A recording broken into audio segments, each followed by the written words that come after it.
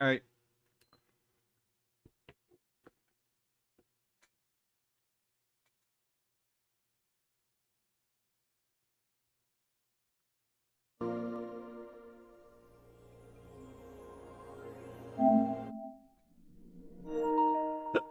Let's do it. Hi, Hermit.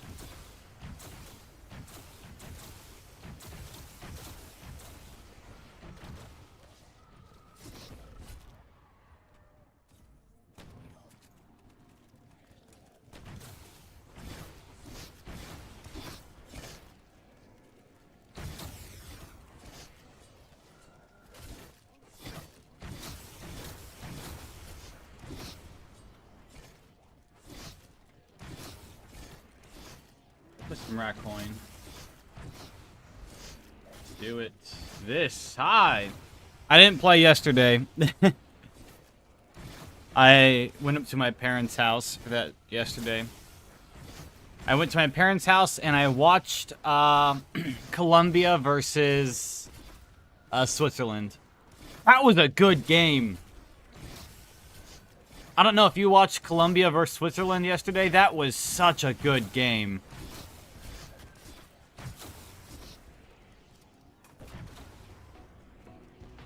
I thought it was going to be a blowout by Colombia, honestly.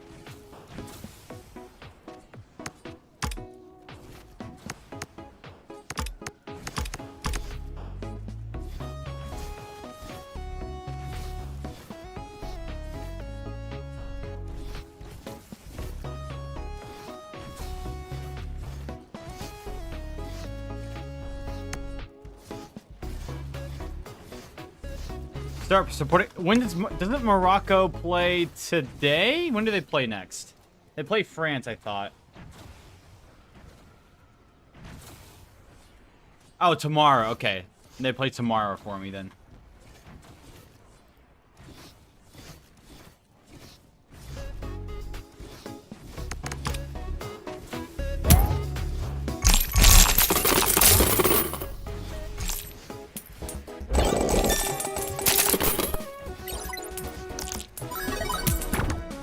I can't call it football.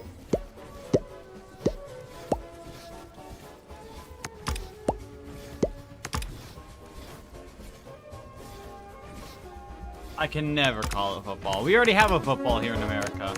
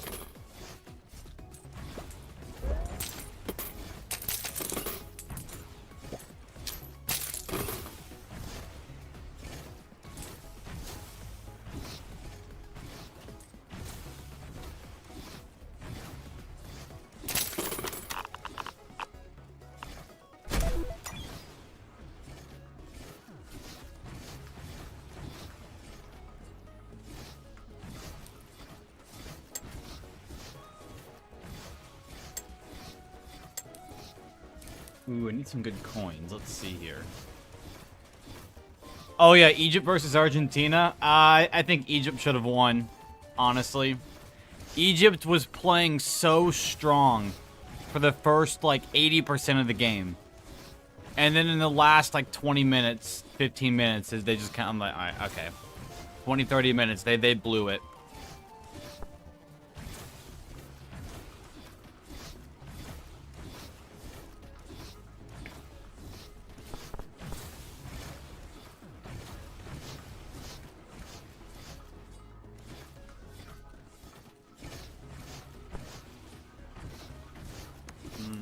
If I want the Clummy coin.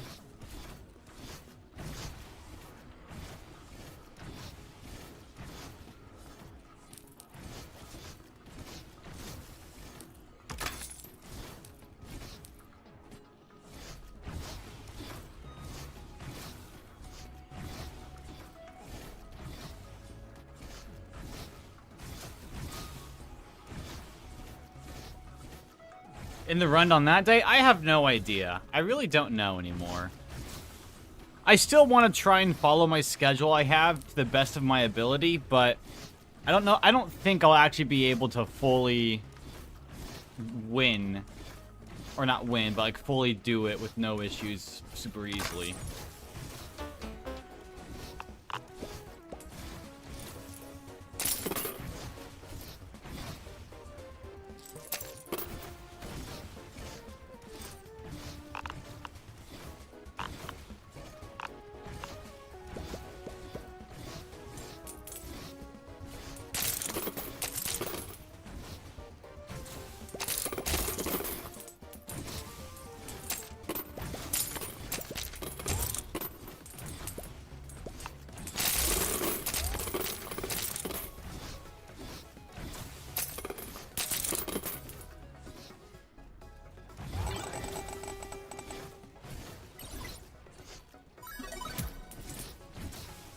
What do prize balls do? Oh, look at that. Max ammo. I don't have any dog rounds next round, though, so it's fine.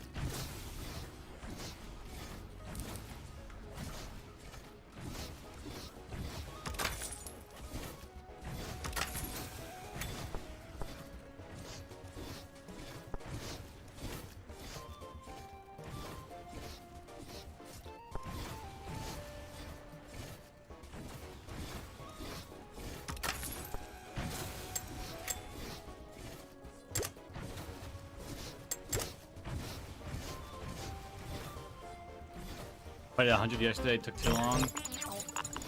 Yeah, they do that.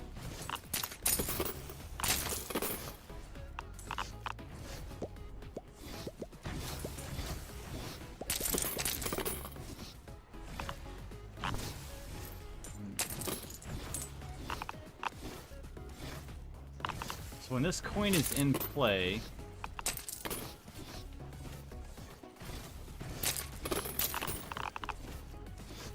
so the more of these I have, the more value these coins are worth. Okay.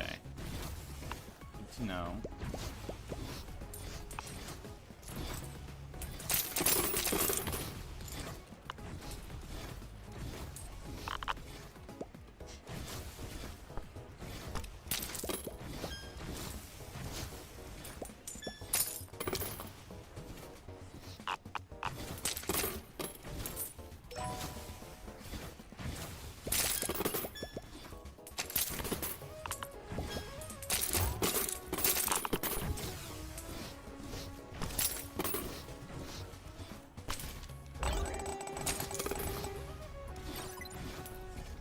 Ooh, another prize ball. What is this one?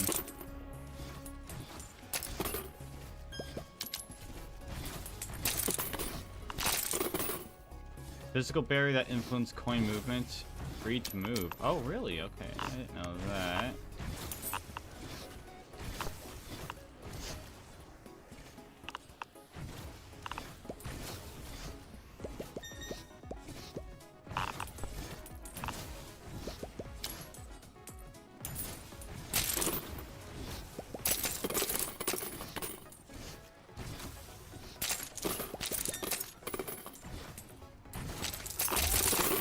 gotta try and push these coins off real quick.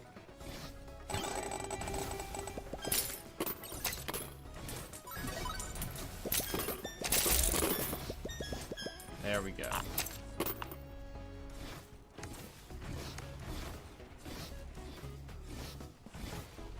Ooh, so what do we take? Card Puncher, Owner's Tale. The area of effects from prizes is expanded. Ooh, I think actually I want Owner's Tale.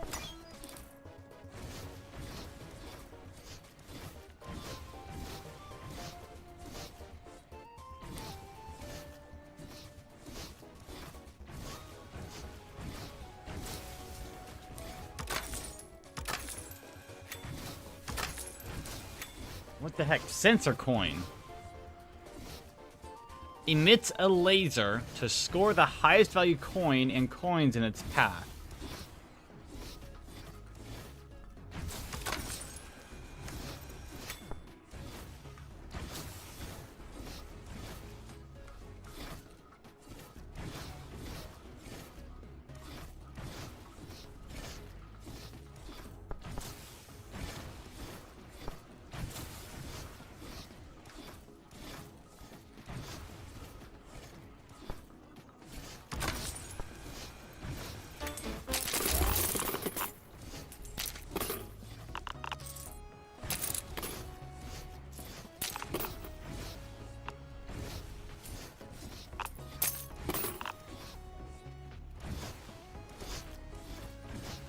So per prize ball, this oh, okay, okay.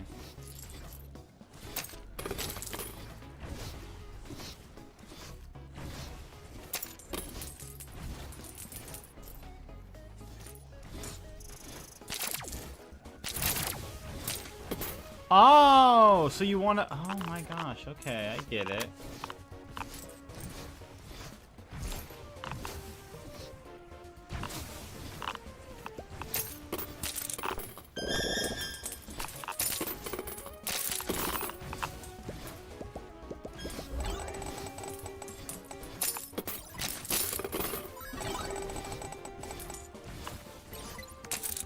Oh, I got 42 coins. Oh no. What is this gonna look like?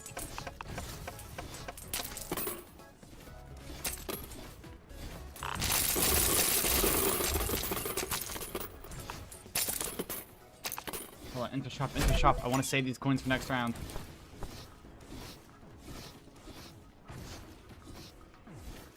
Byakugan? Wait. No, not Byakugan. Bakugan badge. Oh, I have the fishbone still. One clip is empty. 40% chance for a gold.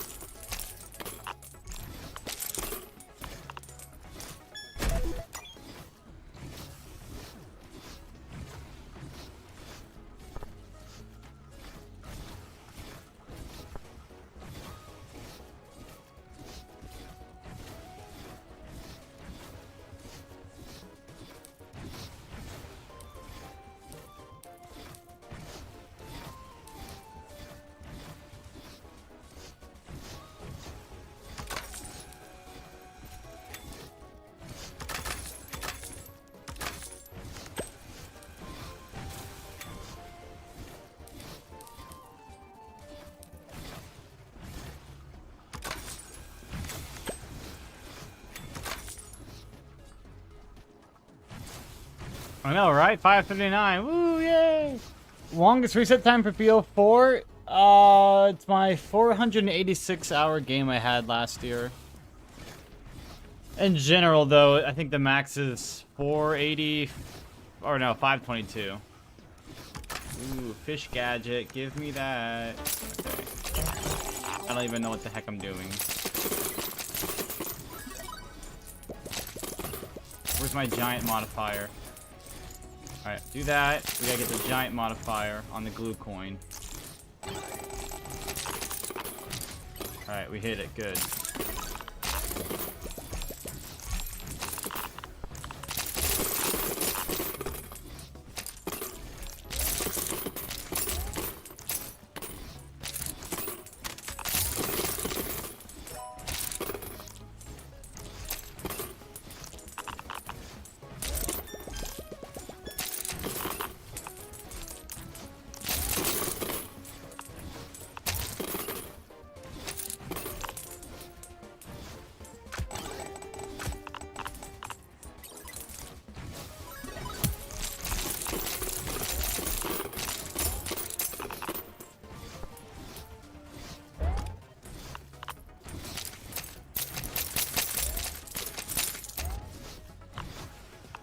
Yeah, I'm playing on PS5, yeah. Alright, let's see here. Minus, ooh, do I want a shop coupon? Santa's portrait. When you use a prize, 40% chance to prize upon a ball of the same type. Ooh.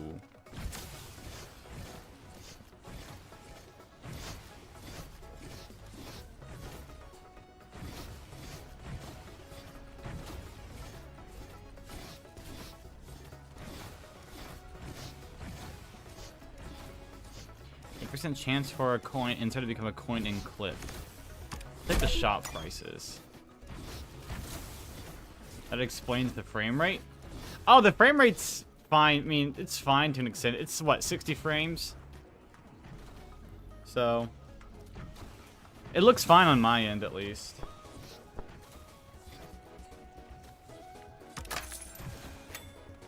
On exchange, obtain a random coin.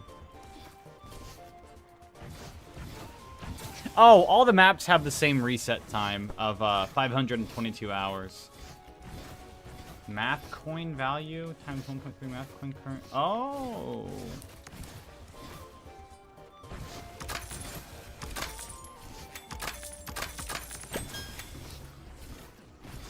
Oh, give me a killer coin. Yes. A speaker coin.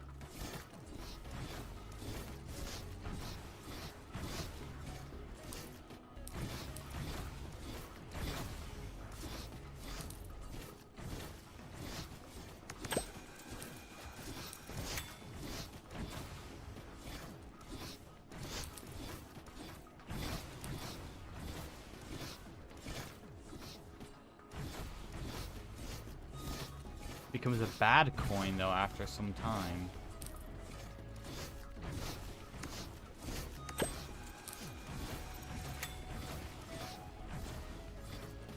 Give me the explosion. A giraffe coin? Bro, what the heck does that do? Oh!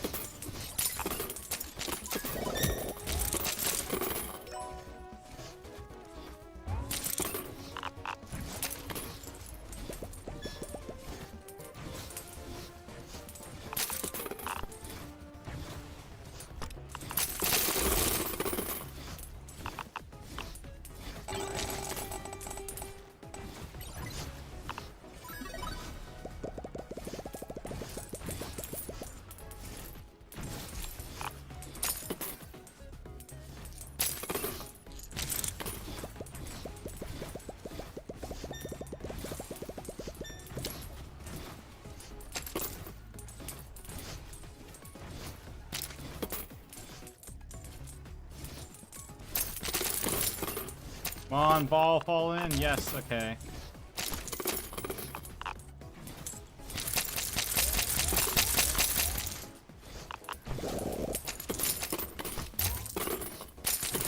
Place a UFO gadget?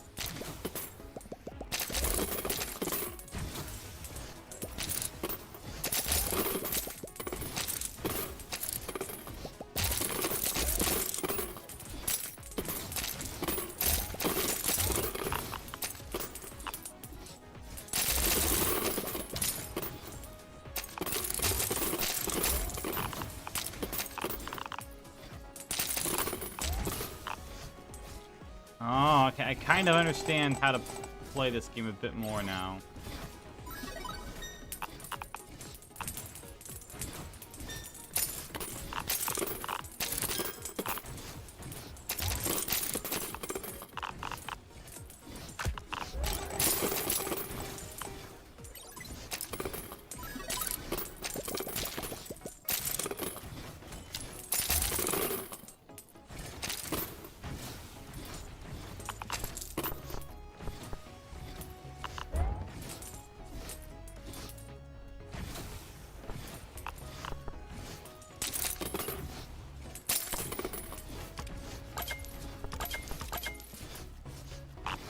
Oh, and those count for items sold.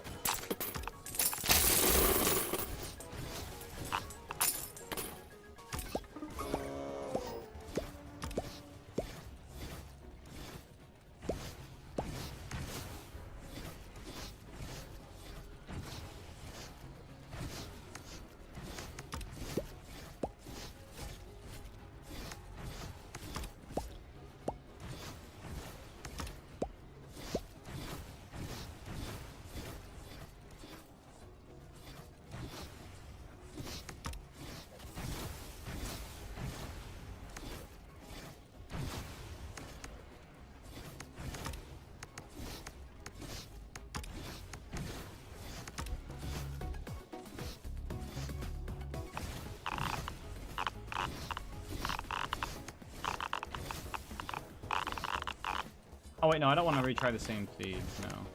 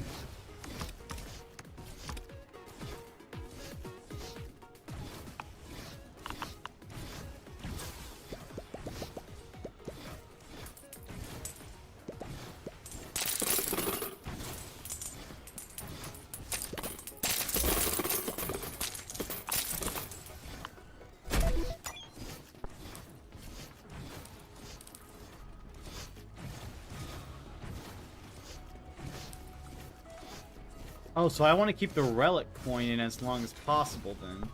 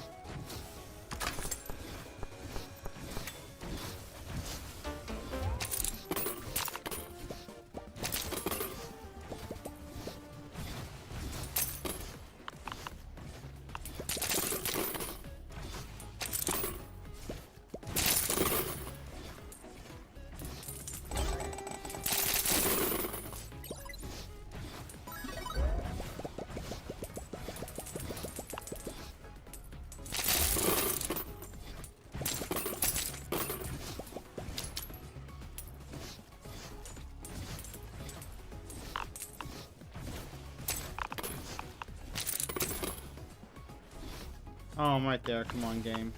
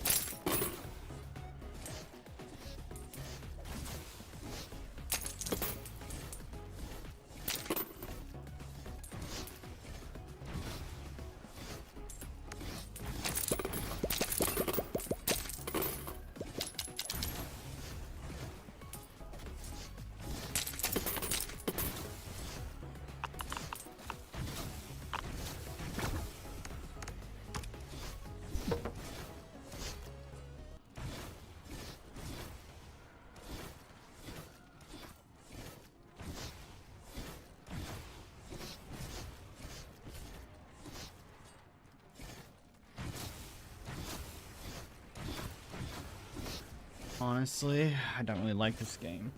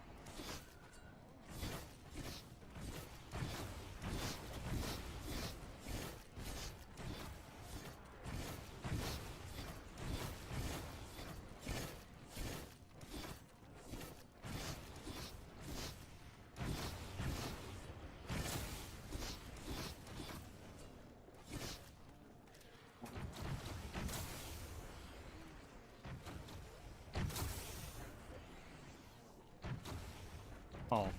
Although I can throw a wraith at the floor. Get up and go grab my phone real quick.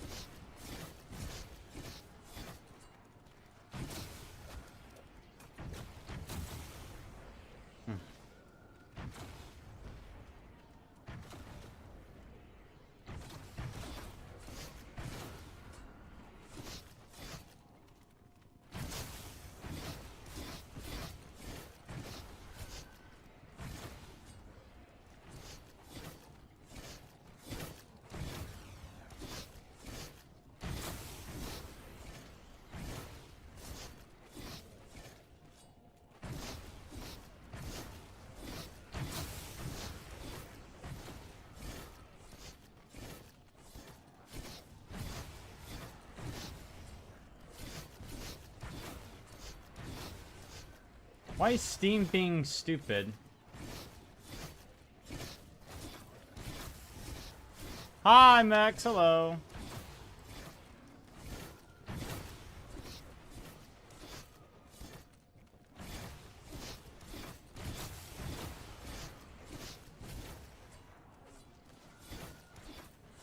Trying to figure out why my Steam is just like not cooperating.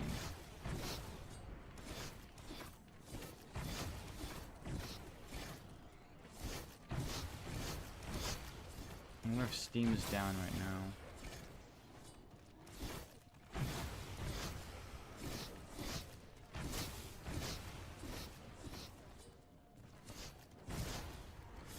$300, 340 hours. Yeah, I know, right? So much fun.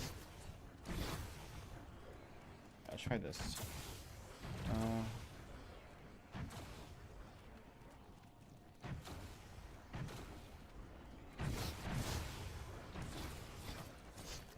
Chicken, that, and that. Search. Email account verification to this. Alright, we go to my email now. Inbox, other. Resume recovery. Select. Reset my password. Okay.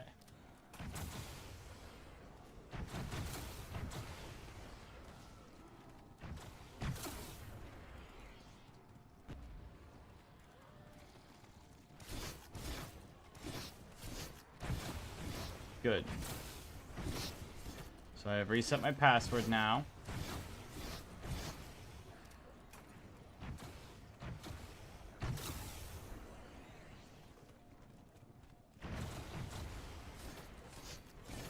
And now they email me another verification code. Okay, that's fine.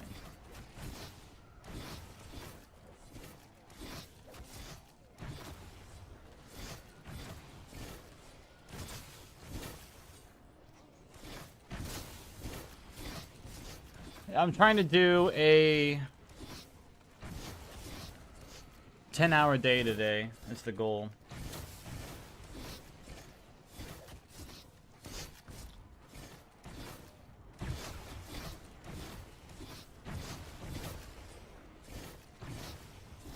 Alright, now I can go back to step 1.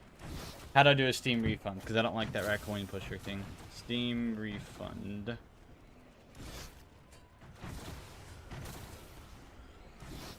Sign into Steam. I think it is what?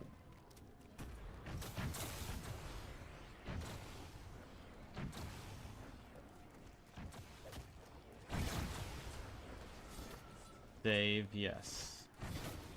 Another email to authenticate my... Yes. Let me open the 5th email. Copy. Paste.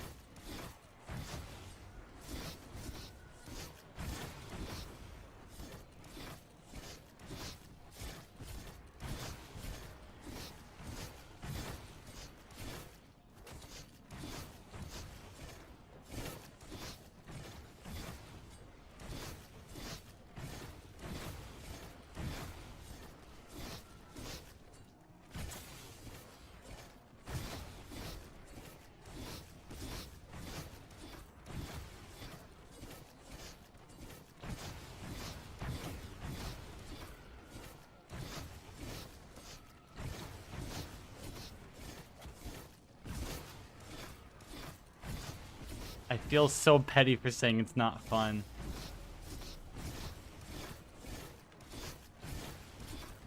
Man, I'm looking at the reasons you can refund on Steam. It's not fun.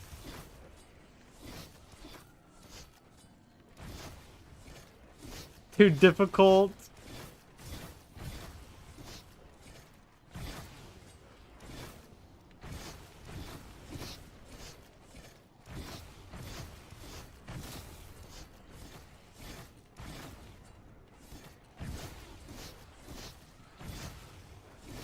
$10 of killing zombies. I can't wait. I know, right?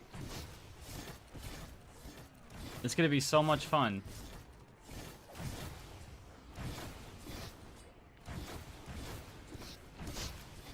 Oh.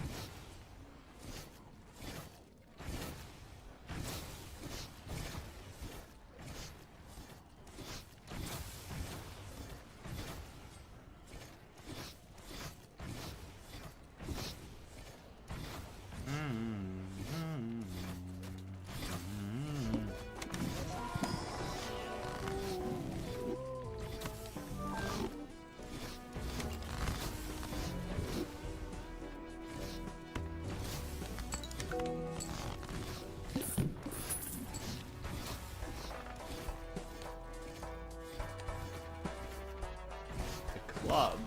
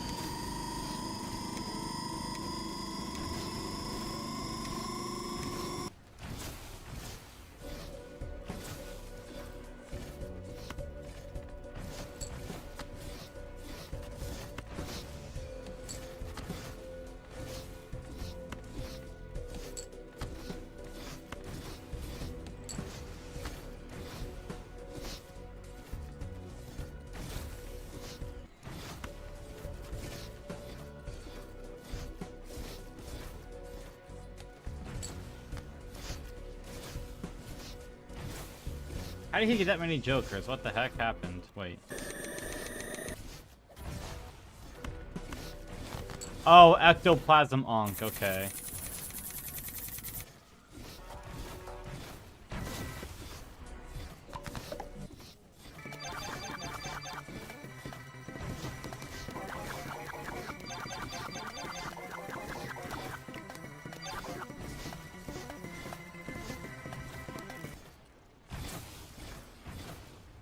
I've been playing so much Balatro, I know.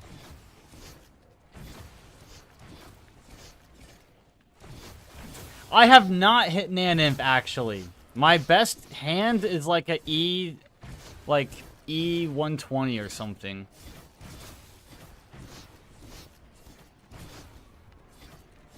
I was watching the video. Now, my best hand I've ever had is like E120 or something. I haven't gotten lucky enough yet for a Naninth. I want to do one that is without, like, a bean bug or something.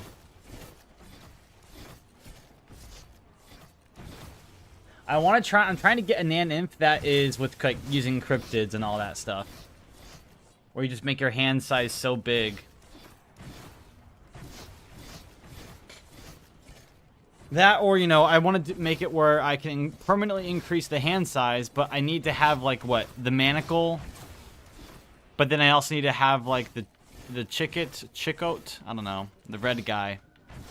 But I also need to have multiple of him. Which is difficult. Speaking of which, I want to go play some Balatro.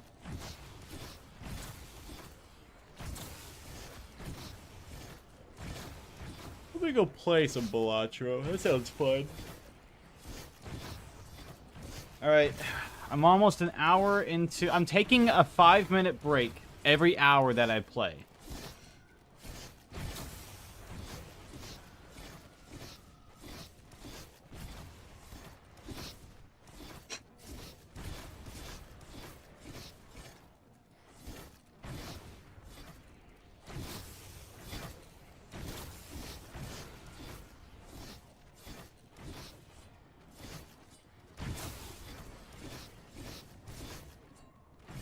how far into this am I? So at 1 more minute and 5 seconds, I'll be able to take a break.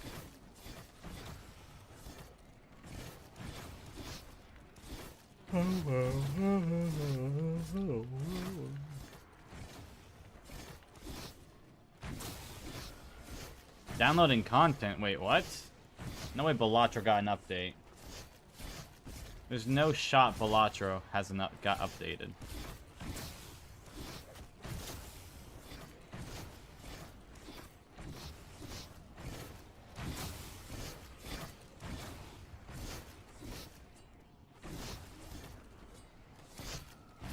Not really. What?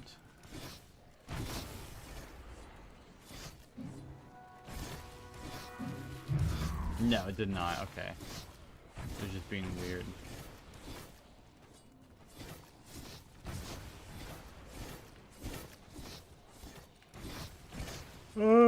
Yeah, I worked the last 2 days. I'm off today. I work tomorrow, off Friday, and then I work Saturday.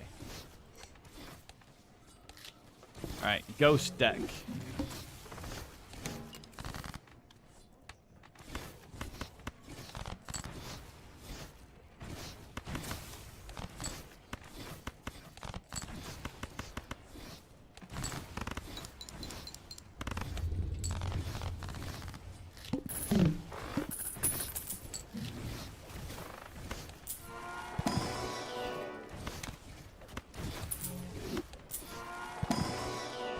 Whoa. I got an egg and I got a brainstorm. Okay, I'll take these.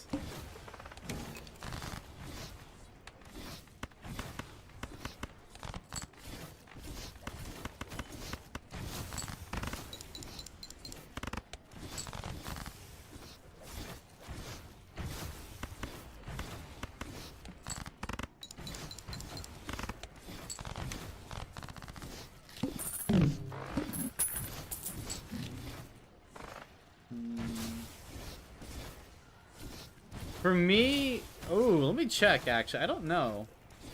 Let me check. It is... It'll be about 90 today. 90 degrees, so that's like what?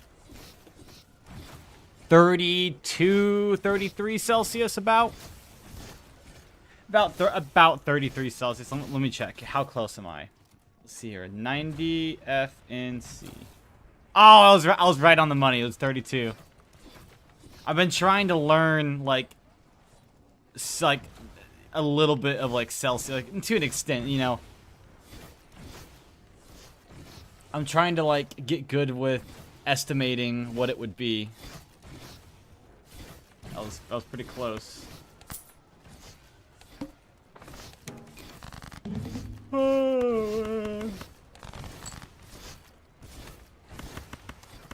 Yeah, it's hot. I don't want to go outside, so I won't.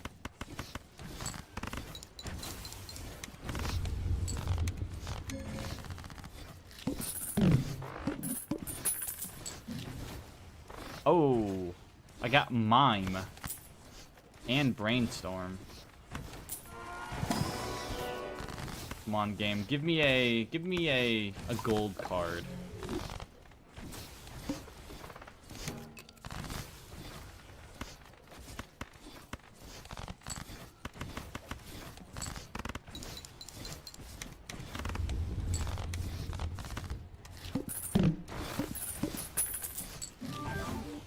What? I got a negative reserved parking. Alright.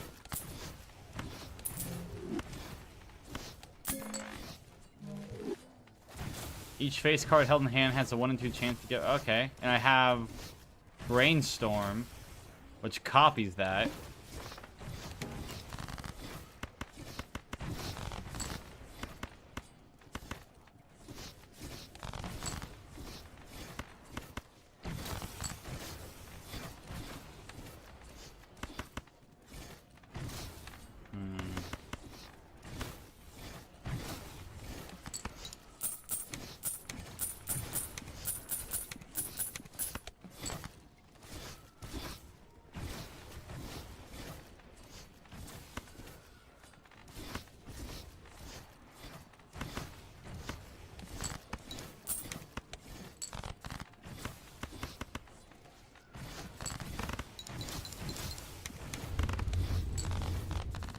Oh, that's interesting, though, that Mime works with reserved parking, which I never thought about.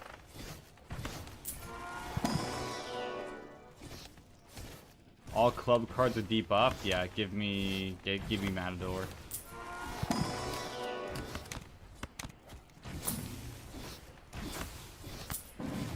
Oh, yes, Jupiter.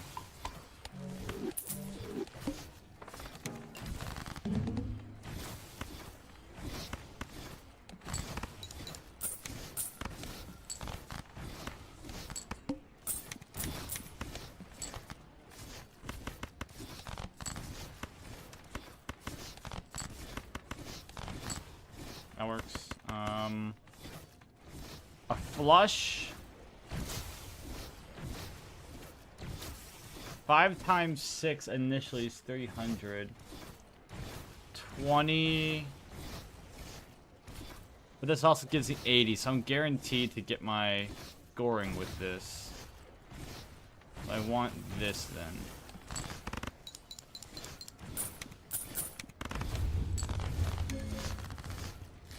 Alright, thank you very much. I'll see you later.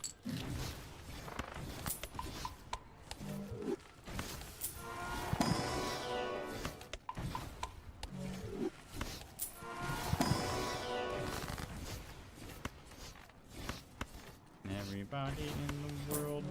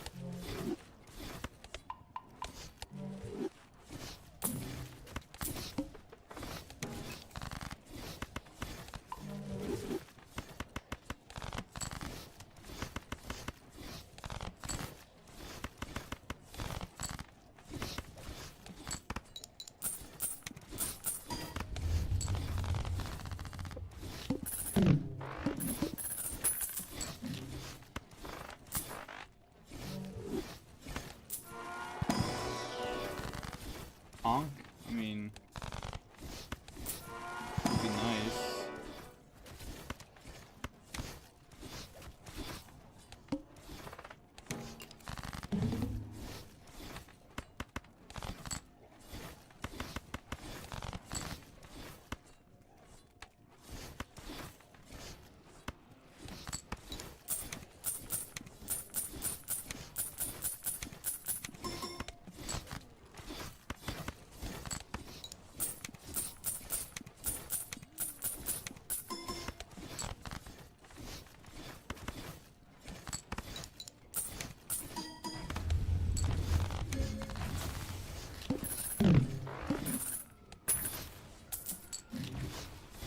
I'm not. Oh my gosh! Now I have Planet Tycoon as well.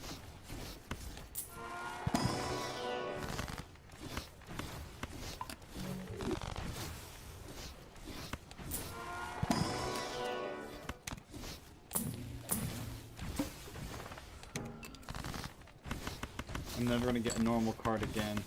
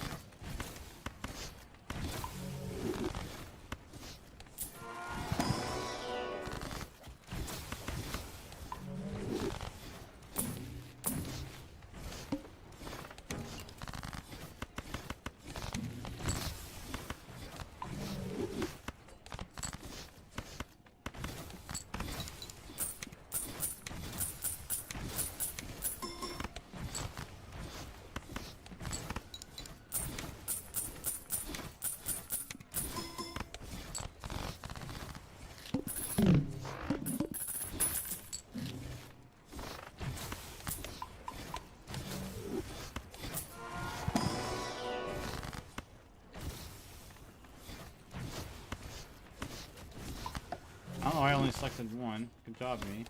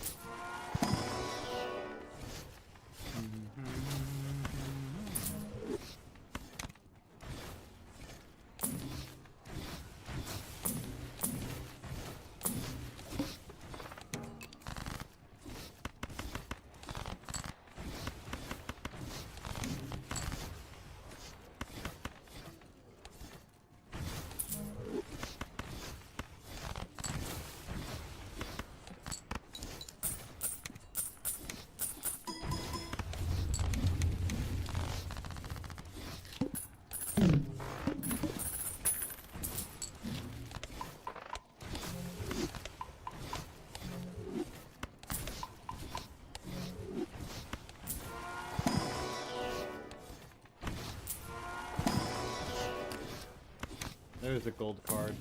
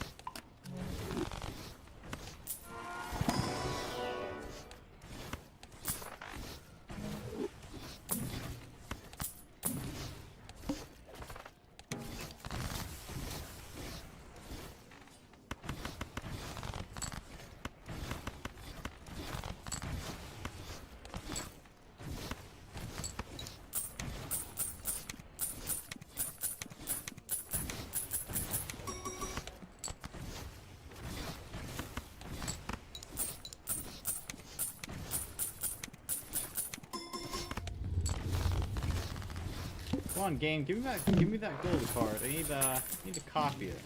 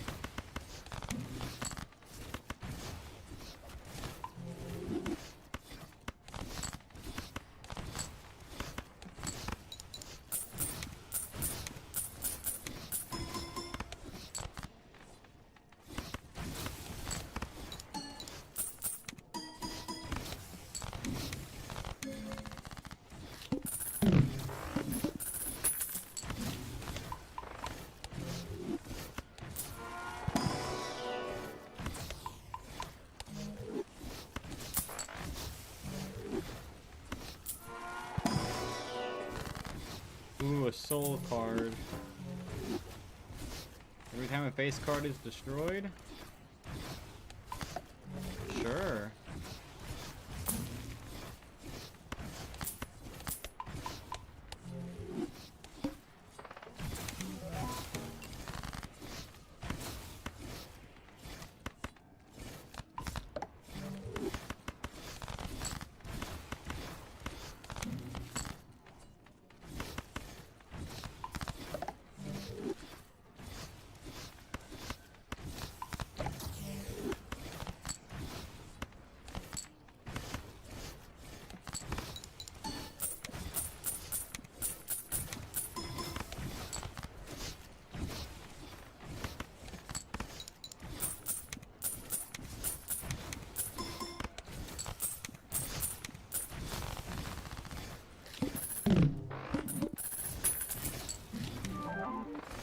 Wow. Thank you, game. Thank you, game. So useful. The negative banana. That's what I needed.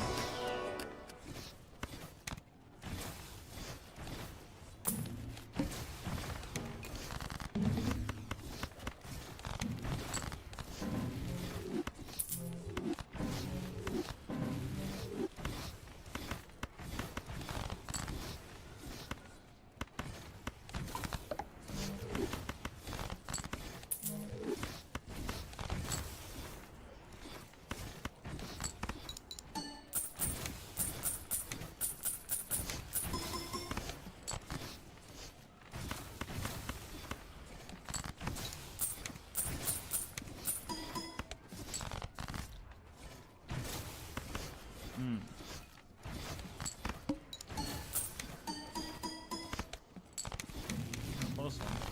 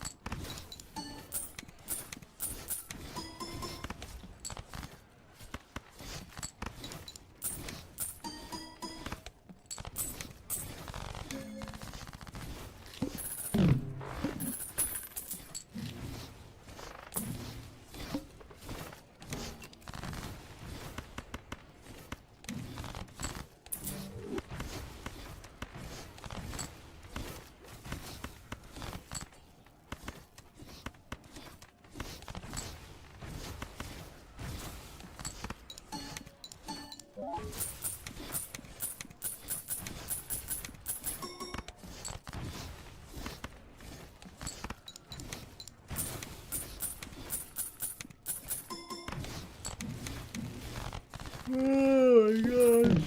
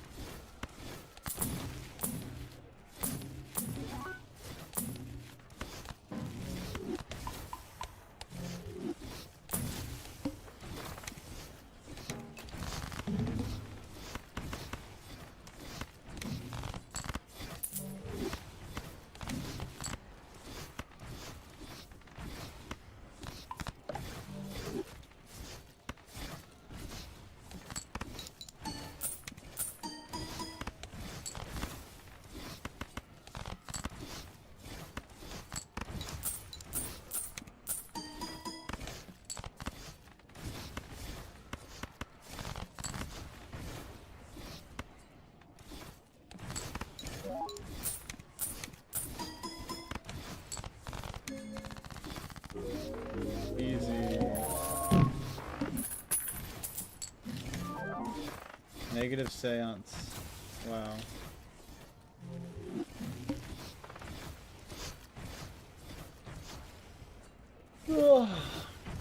I could take my 5-minute break here. I could.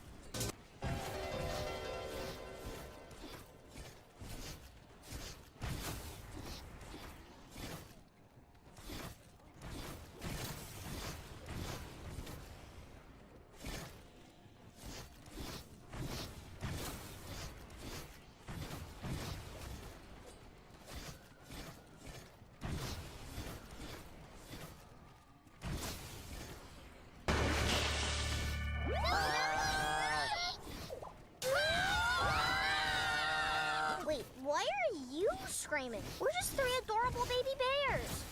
Oh, sorry about that. I just get nervous easily. You see, I just fell off the ship. You mean that ship? Polly the Pirate Captain! Polly's new crew!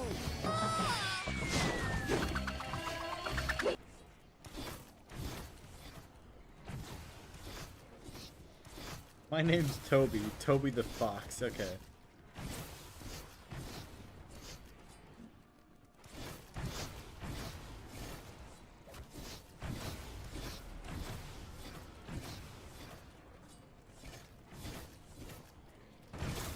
Very cool. Hello Pioneers, I'm Novatech, and today we're looking at one of the oldest versions of Satisfactory that was ever publicly available. This is build CL94144, and it was distributed to a limited number of players in early 2019 for alpha testing. We asked Jason and Mikhail if we could share what we found, and they gave an enthusiastic yes. A huge thank you to Ibbles Dev and Space Game Dev for their assistance. Let's dive in. The map we are exploring today isn't the standard world, but a dedicated testing environment used by the devs at Coffee Stain. Scattered around, you'll find miniature resource nodes, various factory parts, some interesting wildlife, prototype assets, and even a silly prototype tornado, which appears every few minutes. We will likely need to revisit this topic in a future video with more supplemental material. Today we're going to focus on a few specific categories, starting with the wildlife. Alongside a few familiar faces, this test map features several creatures that didn't make the cut. For example, we have the starfish. It scuttles slowly across the sand, but accelerates noticeably when threatened. Most of them just move faster as you approach, but this one over here actually burrows into the ground. Next to them are these beach worms that protrude from the sand, wiggling around until the player approaches, at which point they quickly retreat into their holes. We found two other worm-like creatures utilizing the same proximity hiding behavior. Here is a variant of the worm called sprouts near this rock formation, and these are tongues, which dangle from the funnel tree. Moving on to this water volume, we encounter two aquatic creatures. The game files refer to the smaller one as a sea centipede, and the larger one as a sea slug. However, veteran players might recognize this sea slug as the lake shark. Unlike most of the test creatures here, the lake shark actually survived an early access release and remained in the game until Update 3. It used to spawn in two specific lakes in the northwestern corner of the map, a large variant in one lake and a smaller variant in the other. Much like the cut creatures we just looked at, the lake shark was completely passive. It couldn't take damage or be killed. It simply swam along a fixed path and dove underwater if you got too close. If you're wondering why the lake shark is labeled as sea slug in the files, it comes down to game development practices. Developers frequently use internal placeholders during early development. Updating these internal asset names later to match the final name can break dependencies and is generally more trouble than it's worth. It's the same reason why in the current version of the game, lizard doggos are still internally labeled as space rabbits. Moving on to some of the other map features, we found a lineup of miniature resource nodes. These are situated directly in front of the larger counterparts, which developers conveniently labeled as real-size nodes. Despite their small stature, they operate exactly as you might expect. Well, maybe not exactly. Satisfactory historians will immediately recognize the gold resource node. This resource was renamed Caterium as a reference to Fixit's CEO, Katarina Parks. She and her assistant Steve were originally slated to play a much larger role in the game's storyline. For more on that, check out this video from our good friend Mason over at Satisfactory News. When exploring the map, you cannot escape the annoying sound of radiation damage, which is being dealt to players who come within a wide radius of this uranium node. We aren't taking damage right now because we're using the console command to enable God mode, and we equipped an old alpha item called the Radiation Suit to tone down on the on-screen radiation effects. It seems that the constant ticking sound eventually got on the developers' nerves as well. If you load up the test map in future early access builds, you will see that they moved the uranium node significantly further away from the main testing area, which we found to be pretty funny. Speaking of funny, the developers had fun when they were labeling this garden full of biomass. When you're right, you're right. Bioass, Let's like, take a am I look at some right? of the equipment from the alpha. First up, we have the old assault rifle. There is the Mark I, which can hold 2 bullets, and the Mark II, which can hold 4. This weapon used ammunition known as cartridges, whose icon is a picture of a Coffee Stain developer named Simon. Speaking of weapons, here's one of our favorite alpha weapons, the machine gun. Like the assault rifle, this weapon uses cartridges. It has a cool mesh and is quite fun to use. You're probably wondering why it was cut. We certainly do. We can only speculate that it's too bulky and so overpowered that it would ruin the exploration aspects of a playthrough. Still, it would be a neat endgame unlockable for those of us who finished exploring and are just trying to clear out the spawns near our factory. We also found the Rebar Scattergun, a variant that fired a shotgun-like spread of multiple spikes at once. Check out these original Novelisk models. They look like C4 explosives and have a matching walkie-talkie style detonator. Very cool. There exists a set of Blade Runners which you will probably recognize. They are often referred to in the game files as sprinting stilts. However, there is an earlier model which you can equip. Sort of. The last item we wanted to discuss is the Eagle Eye drone. We can't actually access it, but it's referenced within the localization files. This drone would allow players to get a bird's eye view of their surroundings. It's a cool idea, but it would be redundant in today's Satisfactory. This machine is the Cheat Resource Spawner, which the devs used to spawn items and buildings for testing purposes. This saved us quite a bit of time once we figured out how to access it. It pairs nicely with the other cheap buildings, like the resource sink or this power source and matching power sink. The resource spawner has a few interesting features which are worth mentioning. For example, it contains several blank or null items, which, predictably, do absolutely nothing. Another thing we notice is that it has two outputs. One of the outputs is circular and does not accept conveyor belts as an attachment. This suggests that Coffee Stain may have been experimenting with pipes and fluids long before they were actually implemented in Update 3. The best part about the cheat spawner is that it allows you to spawn buildings and watch them ride down the conveyor like any other item in the game. The spawner also allows us to see the alpha factory parts. For example, did you know that players used to be able to make ingots out of SAM? Next, we see early versions of the mesh for raw quartz and rubber, and vines, which were another form of biomass. Moving over to this pre-made conveyor belt of items, we see an old placeholder for copper sheets, as well as an iron and aluminum cog. Finally, we have an item called pigment. Early enjoyers of Satisfactory may remember that you had to collect flower petals to make color cartridges so that you could recolor your buildables. Thankfully, this was removed and replaced with a much simpler customization menu. We aren't sure if the pigment plant was meant to be part of a larger color-related production line, or if it was simply an early implementation of flower petals.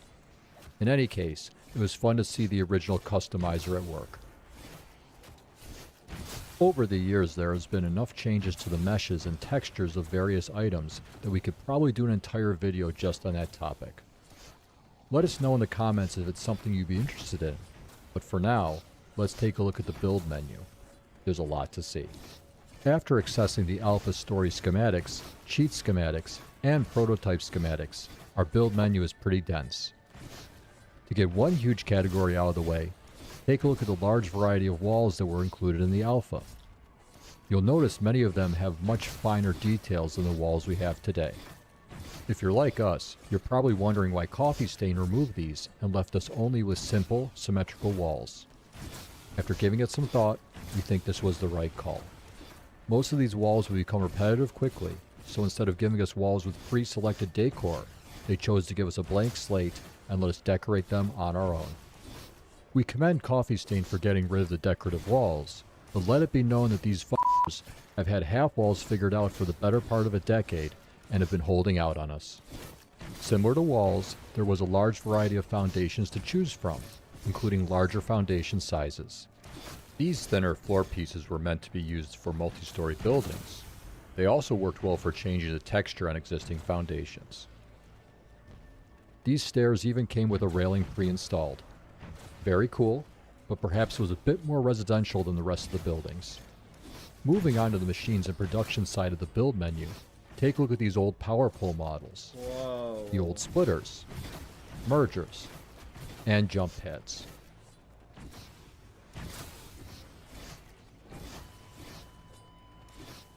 The hub looks roughly the same from the outside, but it quickly becomes clear how much has changed when you look at the interior. Some machines had alternate recipes which would allow players to build them using different materials. The smelter, foundry, constructor, and assembler each have a Mark I and Mark II variant. The Mark I and Mark II assemblers look significantly different from one another. The manufacturer has two visually distinct variants. The Mark II has a unique look to it, and it even has a small, enterable room at the top. This build also contains Mark I, Mark II, and Mark III miners, each having differences in aesthetics and efficiency. You'll notice that the Mark III miner even has two drill heads. Take a look at this oil pump. It's almost identical to the one we have today. But did you notice it has conveyor output? Remember, pipes didn't officially exist yet, so if you place this on a crude oil node, you just get barrels of oil. Yum. This is the Large Hadron Collider. This building remained unused until it was removed in Update 1.5, then later reintroduced as the Particle Accelerator. The Hadron Collider doesn't work in this build, but strings from a later build suggested it was used to produce dark matter. Unfortunately, the recipe for dark Taking my break now.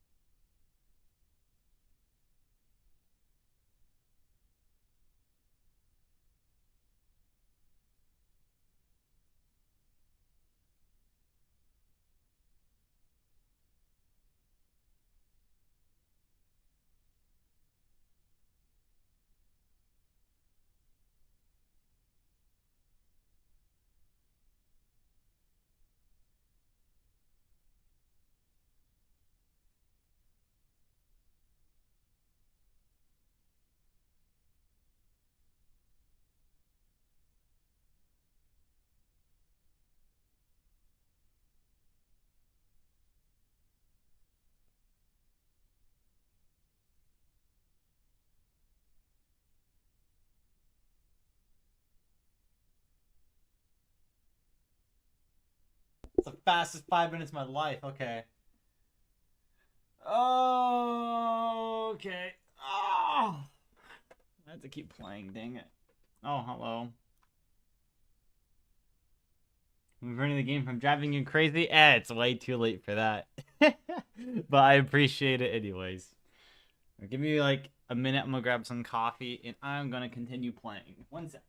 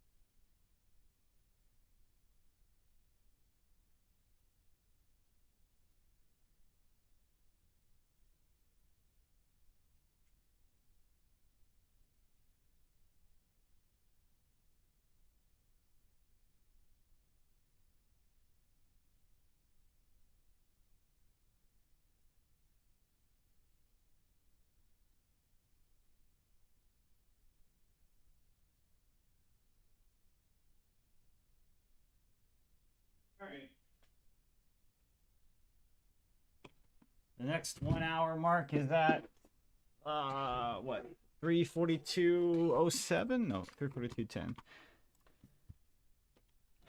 I'm letting myself take a 1 hour break every hour that I play, or sorry, I take a 5 minute break every 1 hour, full 1 hour that I play. And then the goal is to do a total of 10 hours today.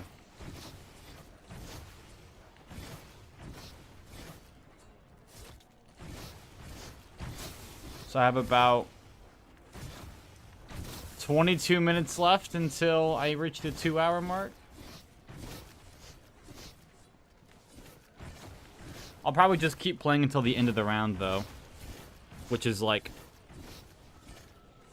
another 35 minutes.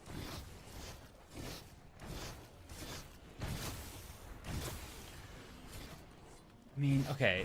I have less than 60 hours until I hit I can't wait to hit 400 hours. Oh, I can't wait to hit 400 hours.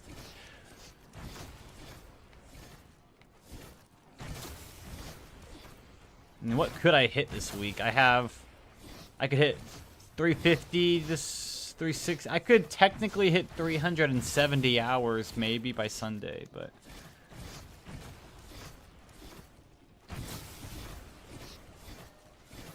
oh my gosh, I have way too many on BO4. I mean, okay. My last game of tag was 486 hours. Let me bring out the calculator. I always love doing this.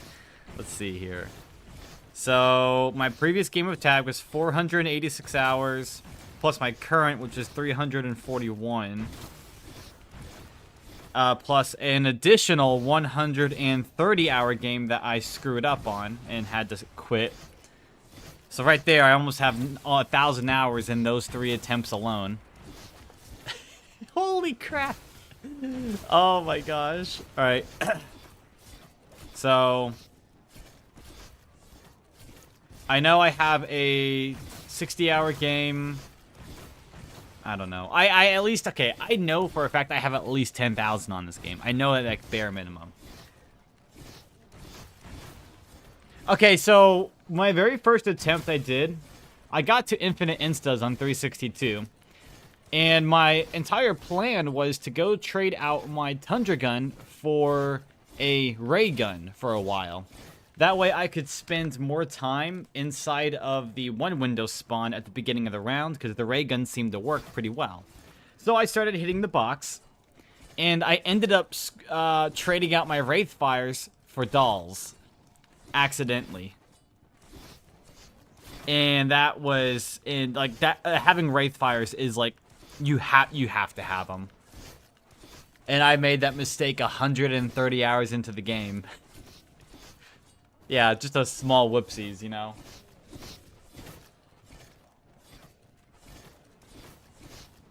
To be fair though as well, I've been in this game since like January 1st this year. Yeah, just a slight blunder, nothing major.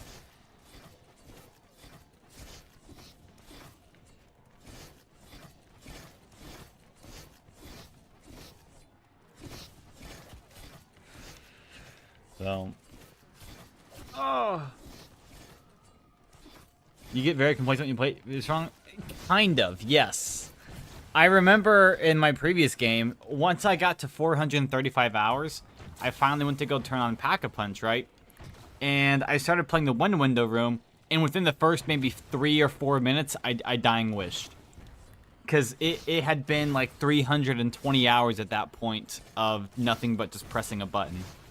This time around, though, I feel better. I've been, like, you know, purposely, like, doing things where, you know, I run, like, I shoot zombies, just to kind of keep myself, like, a bit better feeling. I don't know. I feel a lot better, though. Thing is, I'm not turning Pack-a-Punch on, so that's gonna suck. My game crashed at 486 hours last time, and we're thinking it was because of Pack-a-Punch, although it really shouldn't have been. There's no reason why it would have been Pack-a-Punch.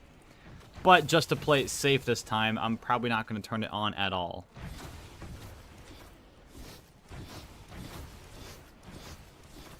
So I still have another, what, about 180 hours of this left? I have about 180 hours of this remaining. Advanced Warfare. Ooh!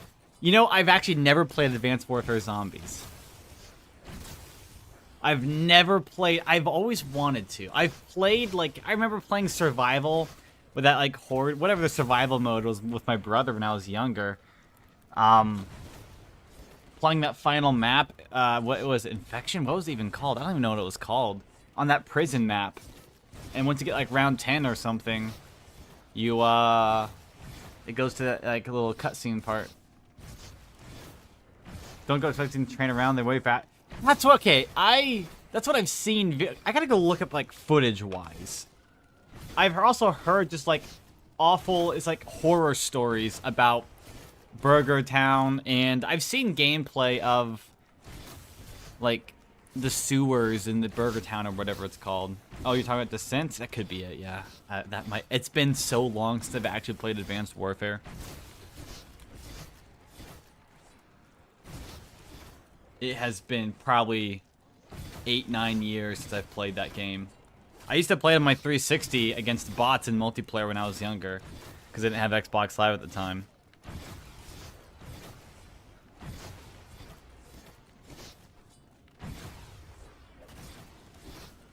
Let me look at ZWR's Advanced Warfare. So I guess I got a question then. So does Advanced Warfare have reset times and all that then?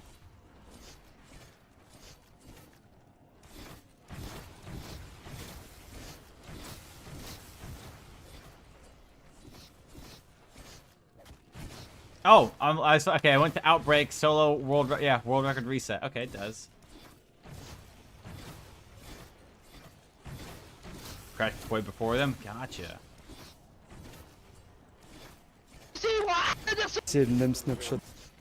Oh, this one is Numb Snapshot Entities. Okay, French. Non. Stomp, clap, cheer song.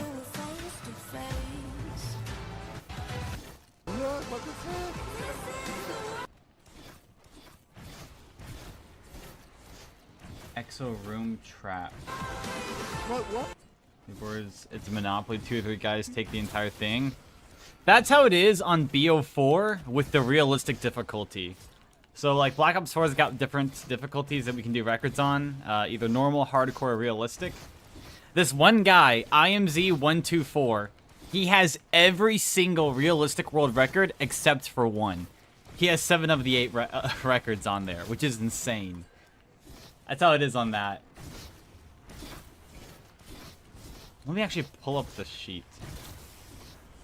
Infinite normal rounds? Yeah. Once you get to, I think it's like 176. I know JZM made a video on it yesterday. Oh, here's the thing. There's no way I can play realistic. IMZ is so much better than me when it comes to that. He is so much better than me on realistic when it comes to that. Yeah, I watched Azim's video last night. It was pretty good. I liked it. I loved it.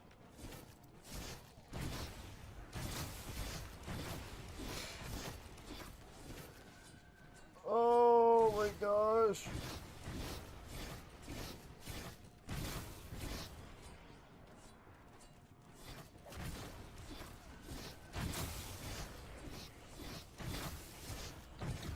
If we go for realistic, I mean, so the zombies one hit you. So you're kind of not given too many options. The health of the zombies increases so quickly. So like, guys, for example, like normally the Helion Salvo fully pack-a-punched will one-shot zombies all the way up until round 43, I believe, on hardcore.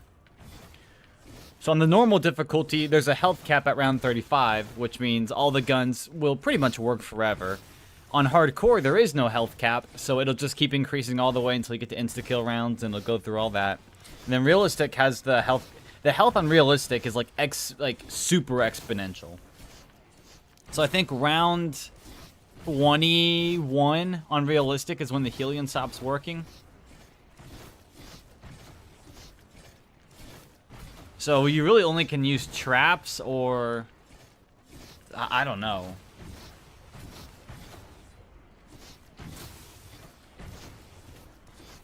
Mainly, all the strategies are pretty much the exact same. It's just you got to play a lot safer.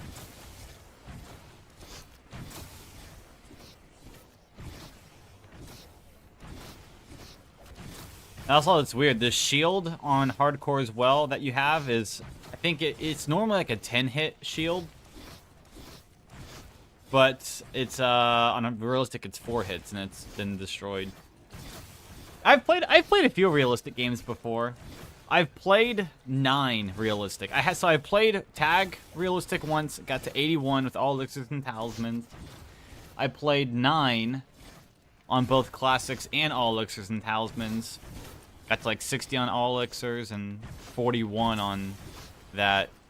It just takes a while. There's really no easy way to kill zombies. You have to use traps, you have to use blaze phase, you have to use all of just the infinite damaging weapons.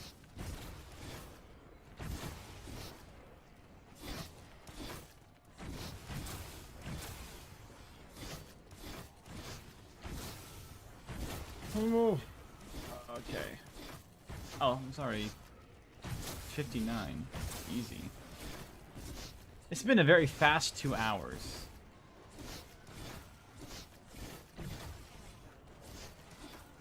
I gotta go see. What's the highest round on Advanced Warfare? Let me go check.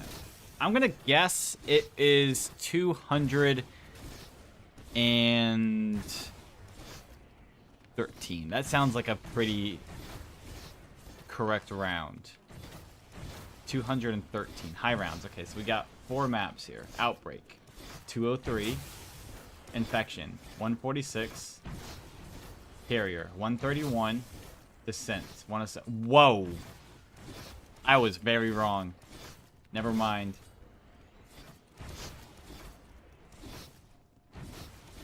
Why on earth is Outbreak so much higher than all the other ones then?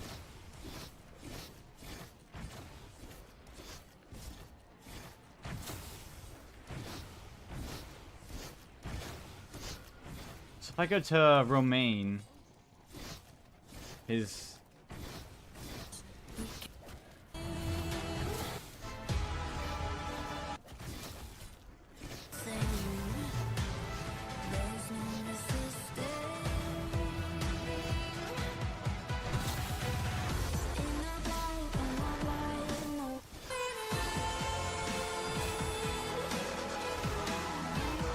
Wait, did it show an in-game time? That's actually amazing.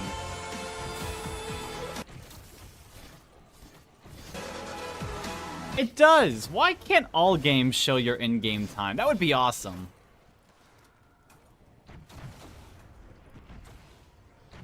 like on Black Ops 4 in custom mutations, there's a option to enable an in-game timer. Why is that not the default? You know, when you look at this menu here, your parts menu, why can it not just appear there?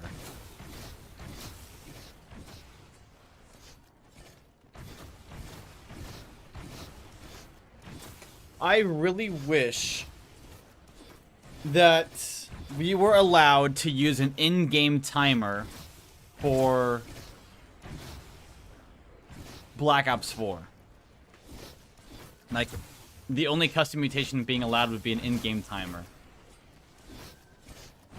So, I've been using LiveSplit for maybe 5 years now at this point, 5-6 years. I have gotten so used to whenever I press the pause button, just pressing P. So it looks like it automatically pauses, but it doesn't. I'm manually pressing the pause button on my keyboard as I gotta pause the game and do whatever it is. So I've done it so many times at this point. But I do mess it up every now and then, so my time is kind of off. It's off by probably about 10 minutes, I would say. I don't know which direction it's off, but I know it's off. Implementation? Be nice, yeah. What will be nice at the very end? So, I'll have a general... Each map has a reset of like 521 hours, 57 minutes, and 28 seconds is the reset for each map. So, I'll have a general idea of when I get there. Because, like, the timer will be close. But once the game resets, then I'll guaranteed know how long the game was.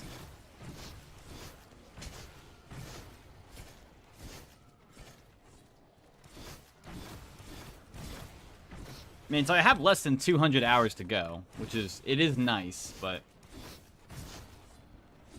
I'm about 2/3 the way there.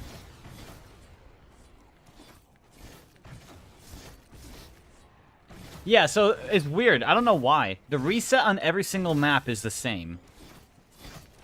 Every single map has a reset of just under 522 hours. It's like, it's to the T. So I have a few clips of him. Let me find it real quick. Oh, what do I even... Do I have him? Maybe not. I don't know. Oh, I know I do.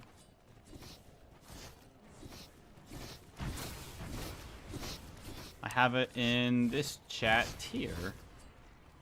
Let's see.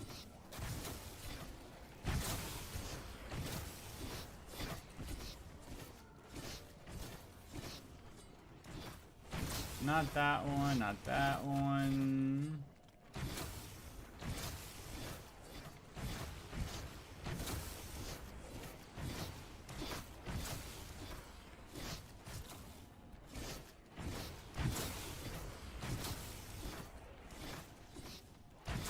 No, not this one. Oh, come on, where is it at? I know I have it.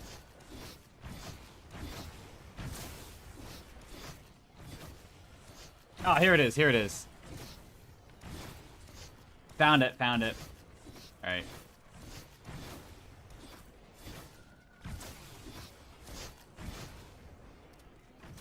First room on Descent got beaten yesterday, 41. I don't have any frame of reference. Is that a lot? First room is 90. Okay, never mind. So it is a lot. All right. So here's what it looks like here. Do I have a download of it? Oh, this works. Perfect. So this was the little test I did. So the timer's in the top right of the screen. I did this test in real time as well. So I literally let my console sit there for about 20-something days and let it finish out. So this was like an in real test time. It'll pause, and then it'll go to a black screen. And then it'll stay this way forever, and it doesn't come back. So... Oh yeah, that was my old, so that's my old console. I've done that test three separate times so far. It worked the first 2 times, and the 3rd time, the power went out. It's not. It's also a weird thing. It's not a 24-day error either. I don't know what the heck this error is. Because if you do 522, divided by 24, that's 21.75. That's about 22 days. So it's not a 24-day error, but it's also not like it's just weird. I don't know what it is. I have no idea what is going on with that. I don't know why. My guess is that you're only able to keep the, like, every time you play a solo game, it creates a little, like, a local server on your console, or, you know, it creates a local server that's only accessible by you, and then that server only has some amount of runtime before it auto ends.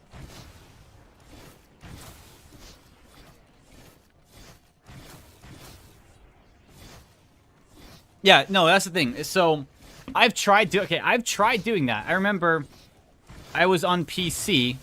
Wait, yeah. Speaking of that exact same thing, let me bring this up as well. So, I actually tried that as well, exactly what you were talking about.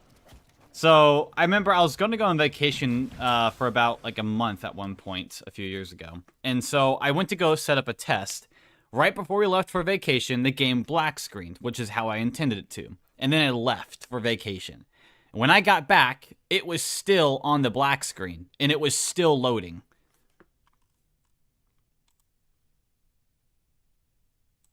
So this is what's, let me kind of bring it up here. I think the computer eventually froze. I did it on this test on my computer. I think it eventually froze, because the symbol on the bottom right stopped loading, and then for some reason, a purple square appeared in the top left corner of the screen. So here's like a... It just... I don't know what happened. It was really weird. But that was also on PC, so it might... Wonderful to go. I know, right? That was a little group chat. I think Wonderful and like Fur wanted to make to do some tests.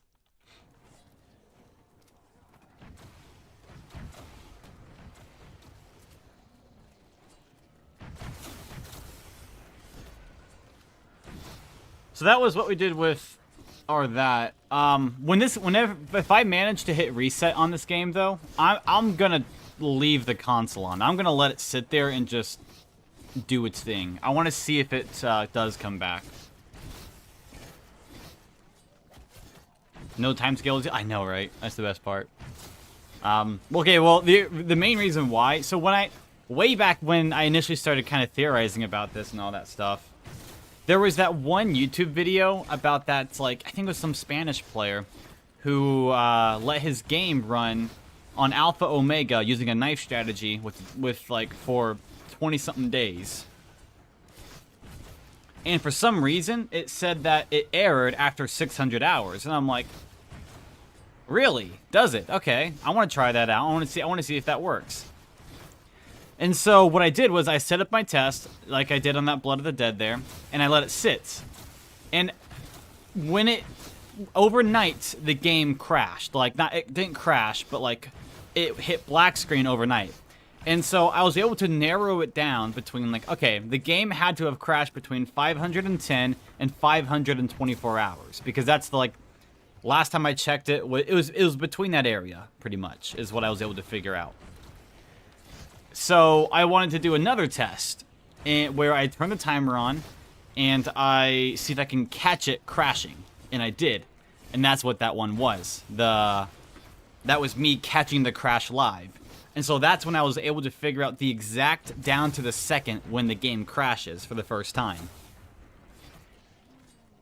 And so after I figured that out, I was like, I wonder if I could, like, do that in an actual game. Like, that technically should be possible. Like, by this point, White Reggie had already played his 411-hour game. So it was definitely, like, possible to do. I'm like, alright, I guess I'll try it out. So then I had to pick a map. And there's really not a good map to do it on.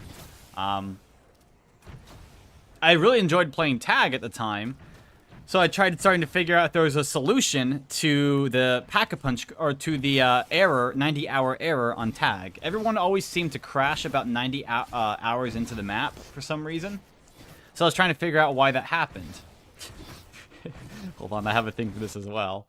I have so many things for all this. Let me bring up the Google Doc.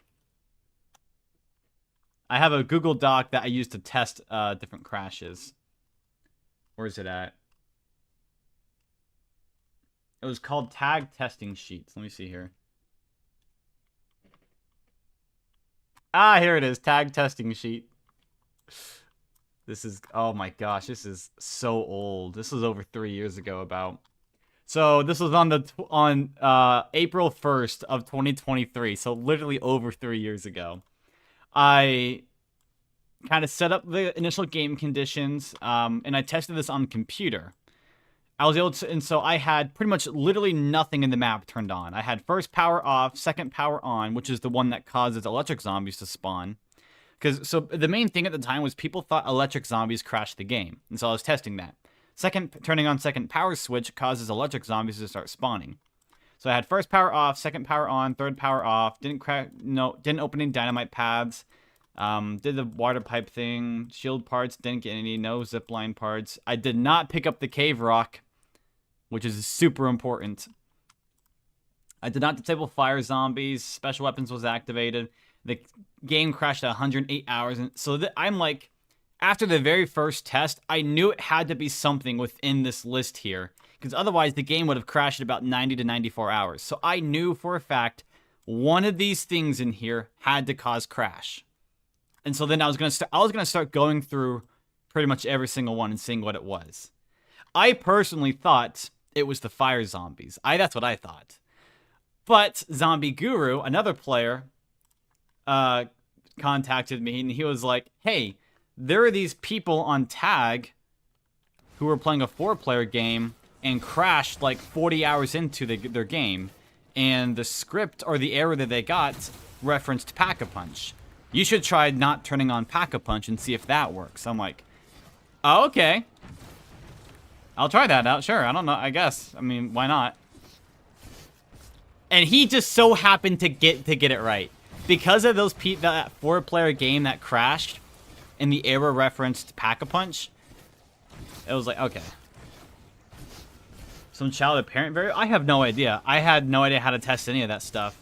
I would just turn on or turn off certain parts of the map and do certain actions to see if it crashed. So we didn't play with Pack-a-Punch. We let a game play out, and that ended up being the fix to it, was giving the hermit the rock causes the error. So, or not that, but specifically the Pack-a-Punch machines activating causes the error. So in order to turn Pack-a-Punch onto the map, you have to have 2 of the 3 power switches turned on, and then you also have to give Hermit the rock from the cave over there. Once you do that, Pack-a-Punch will start spawning, and it'll do all that stuff. So you can have, you know, electric zombie, or let me think here. So he talked about it. He kind of mentioned it a little bit. Yeah, he's mentioned it here and there in some of his videos. So that's pretty much how that all came to be. And so then I was like, okay, well, I wonder if I can play a really long game of tag then, since now that we know how to stop the Pack-a-Punch error. Let me see if I can actually play a 500-hour game of tag now. So my first attempt, you know, it took a while of learning how to play hardcore. I mean, I even have a video clip of my first time I ever hit round or infinite insta-kills. I ran into this weird bug that happens from rounds 170 to 185. Or sorry, 170 to 182. There's a really weird bug in the map where if insta-kill zombies touch the ice water on the map, so zombies that are normally insta-killable, their health will revert back to normal, meaning that some zombies in a round will be insta-kill and some won't, and it just messes up everything. It's awful. So I figured that was a thing. I was like, alright, that's cool. finally got to, after enough attempts, I was able to make it to round 362. And so I'm like, all right, cool. Let me go try now, get the ray gun. And that's when I traded up my Wraith Fires. I was like, crap, okay. Drain, a Cold War player, he convinced me. He's like, yeah, just start up another game, just play again. I'm like, all right, I guess, sure. So he convinced me to play. And initially, I was going to the game that I got my my previous tag game on, the 486-hour one.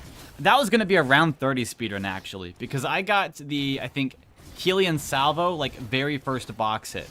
So I was going to do a round 30 hardcore speedrun. But then right after that, I think I got like the Tundra Gun or something. So I'm like, no, never mind. I'm not doing this. I'll just do another high round. And that's the one that lasted the 486 hours. And then it crashed for some reason. So now I'm doing it a third time.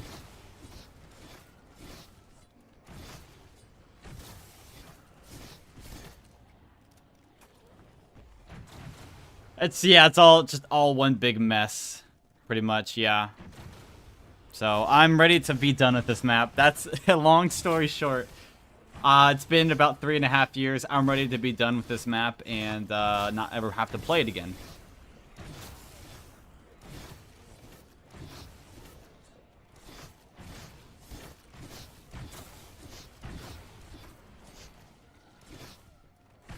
Why it crashed? So I don't know why it crashed in my previous game. I have no idea. I mean, so if I go to the footage of my crash that I had last year on this map, what ends up happening is that for some reason or another, literally everything just stops. I don't know why. Like, all gameplay just stops, but you can still hear the background music and like the Stone Cold Stronghold effect on the ground. You can still hear some sound effects like the game is running, but it's just a frozen still image. And I was like, okay, well this is really weird. I have never encountered this before. Usually whenever the game crashes from Pack-a-Punch, it'll usually pop up an error like a blue screen, you know, some sort of error that kicks you out of the game like immediately. But for whatever reason, that didn't happen this time. Just so it turns out that someone from 7 years ago had the exact same crash on Voyage of Despair, which I was able to find. I sent that one to Jake. Let me bring this up here.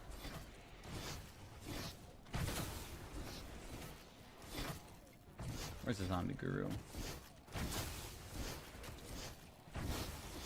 Here it is. Alright, let me bring this one up here.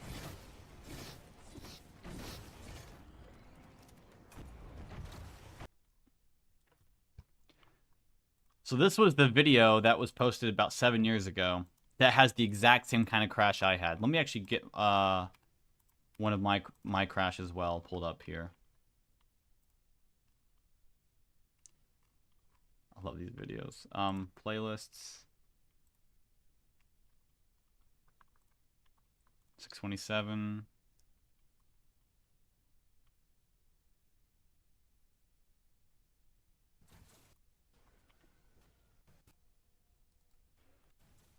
So when I play this, right?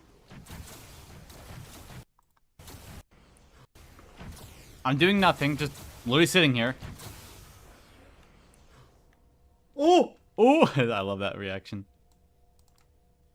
I don't know if you can hear it, but the sound effects are still going on. So I can still hear the map's music, I can still hear Stone Cold Stronghold, everything. What happened? I had no idea what happened. So if we go to this video here, what is going on, guys? This is the exact same thing. You can hear Stone Cold Stronghold. Today we have another video. This time it's going to be on Black Ops 4. It's randomly annoying. This is and it's stuck on this sound, so you know there's no sound, and it's This was 7 years ago on 2019. So I think honestly, I think it was a bug that just is still in the game, or just some weird bug. Yeah, no inputs would register. I tried everything I could. I sat there for like 10 minutes, like just hoping it would like let me continue somehow or not. It wouldn't. There was no way. I ended up just like putting the console in the rest mode and then booting it back up. And once I did that, the game would finally crashed. I'm like, oh, that sucks. Oh well.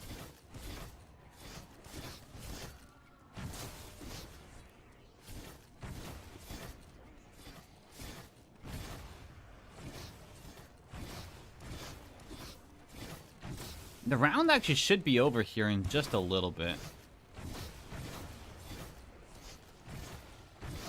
Just played through if it was allowed. Yeah, no, 100%. So when I only had 36 hours in that game left, which ain't, you know, I can complete a 36-hour game in a week. I would have had that done within, shoot, 4 days. Like if I only have to play 36 more hours, I'm gonna be super motivated to play. So this time, in this game here, I'm not going to turn on Pack-a-Punch at all. I don't know if Pack-a-Punch is what caused that crash, but just in case it is, I'm not turning it on. And because of that, I actually won't get a new PB or world record on this game here. You play so much faster with Pack-a-Punch, it's not even close. Like, in that game, I got to round 628. The best that I can do in this game, if I get super lucky, is like maybe 622, 623, potentially.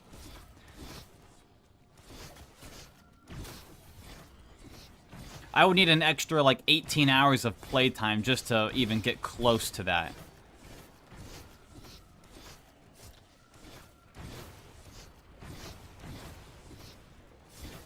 You'll discover the route. So actually, let me go on that part as well here. We actually have discovered the root cause as well. So while the Pack-a-Punch does crash your game, it's like something very specific with Pack-a-Punch that you can fix. I was playing I was doing the tag Easter egg on PC a few months ago. Some guy came into my chat and was like, "Hey, is there a way to stop the Pack-a-Punch from activating over and over again?" And I was like, huh. Maybe. Because my theory was that, you know, obviously we know that activating Pack-a-Punch will eventually cause your game to crash. But why is that the case, you know? Is it because the Pack-a-Punch machines are just activating over and over again? Is it golden Pack-a-Punch potentially activating over and over again? Could it be the icebergs that freeze and unfreeze, like the growing and shrinking of those? Could that be causing the crash? Who knows what it is? So this guy,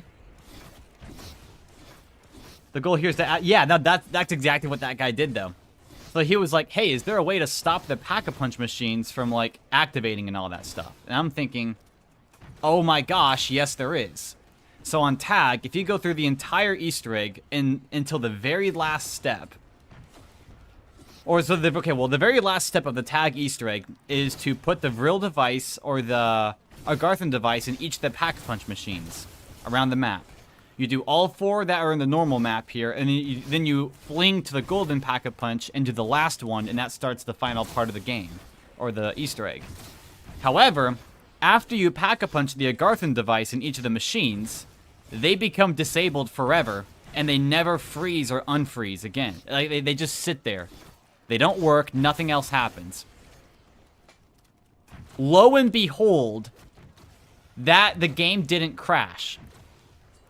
So this guy single-handedly, like, randomly came into my chat one day and just pretty much proposed the exact solution to the Pack-a-Punch error.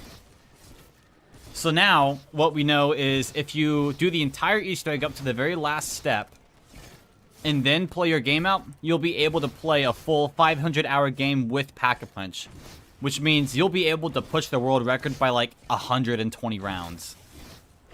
So right now I have like a 628 on the game, or on the map. You can easily hit maybe round 750, maybe 760 with it, which is crazy. Yeah. Right now, there's actually a player. His name is Bradley.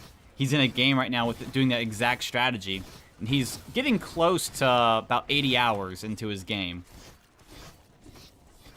So as long as we're correct with our tests and everything, his game will prove or disprove that we're correct about this here.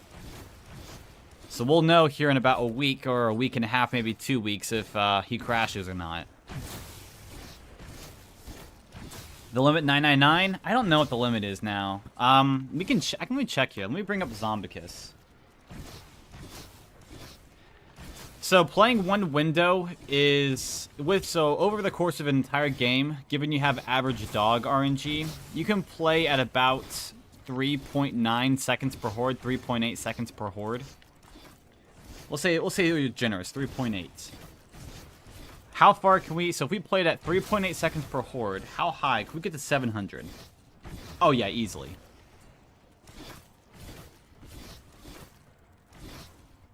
So it looks like the maximum round is 733 at 3.8 seconds per horde. If you have better dog luck, you might be able to push it up to maybe 750. You know, if you get some slightly better than average dog luck, which is that's not too crazy to ask for. Yeah, 3.9. So this is another weird one. Technically, round 800 should be possible on this map. So that number is kind of this kind of sounds awful. Oh yeah, so there is a round limit. Round 935 is programmed in cap, but for some reason, I think like Blundell and all of them, whenever they were talking about BO4 and the round limit, they said it goes up to 1024. But there's a line of code in the thing that says, you know, if round number is like greater than 935, then make the round equal to 935, which is like, okay, that's weird. So unfortunately though, the highest round we're ever going to be able to get is like maybe, let me see here.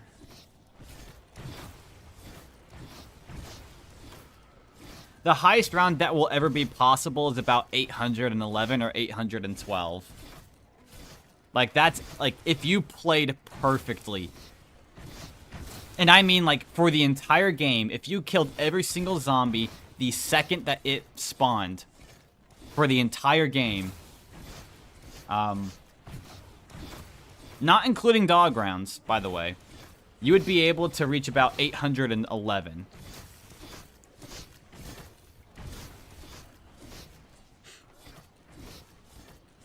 Oh, wait, actually, now that I think about it. Let's take the map 9, for example. 9 has the best special rounds of any map ever. On 9, you either have to play... You have to play a minimum of 2 zombie rounds before you have the chance of a special round. So you would be 2 zombie rounds, then you could get a tiger round, which takes like a minute to play. Or you might get, you know, lose your 50-50 coin flip, and you'll have to play 3 zombie rounds, and then one of those. So if I do 900... Or let's go 812 real quickly. 812 divided by worst luck possible, so 4. 203. Okay. So, technically speaking, if you found a strategy on 9 that let you play it at about 3.1 to 3.2 seconds per horde, you should be able to reach 935.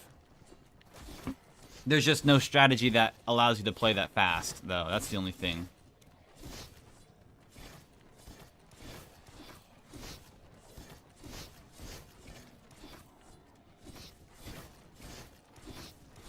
Oh, the round's over. I can hear... This is how much I've played this map. I can hear that the round is over. It'll end here in like a minute.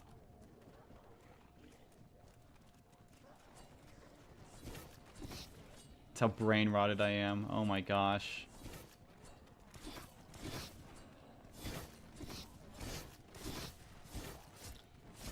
It's weird. The electric zombies spawn in at like... Oh, that's it. There we go. Alright, cool.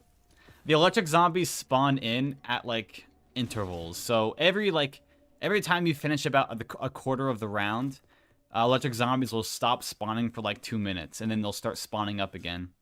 So then once you're halfway, they'll stop spawning.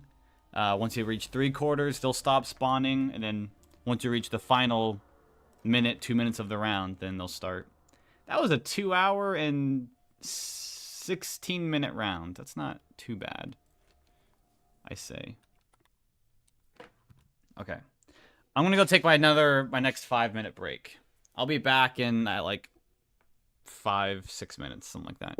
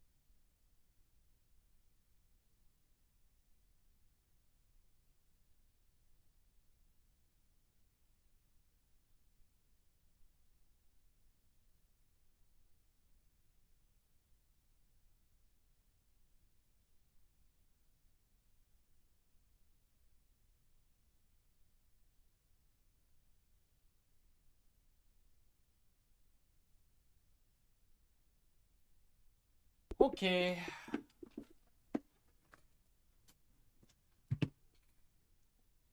Back for my next hour. That's right. I'm not knifing yet.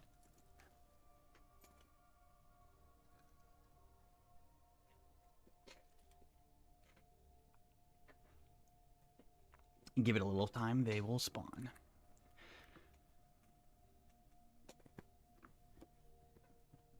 Actually.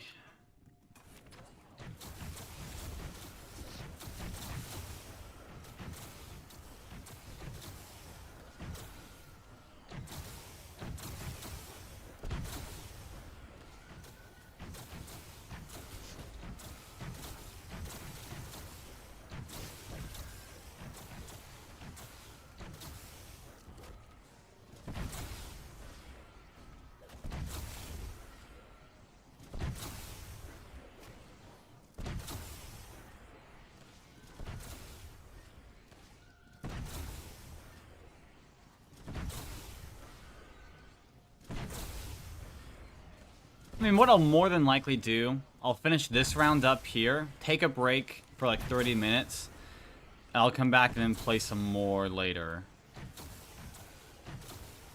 As long as I start up after this round by noon, I'll be okay.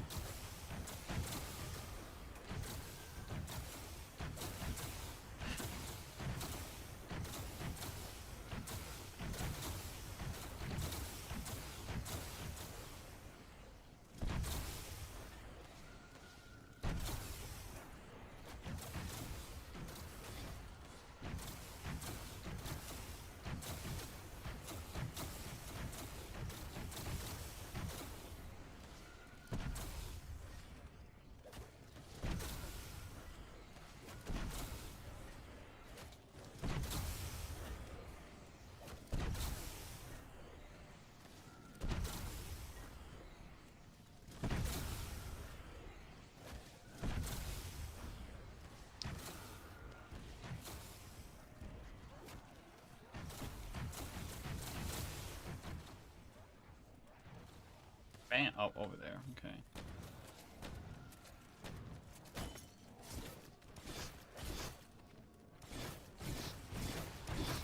Alright, here goes to another round.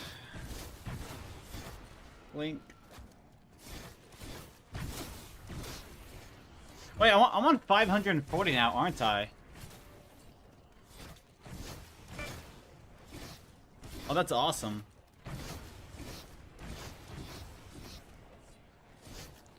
I'm around 540. Whoo!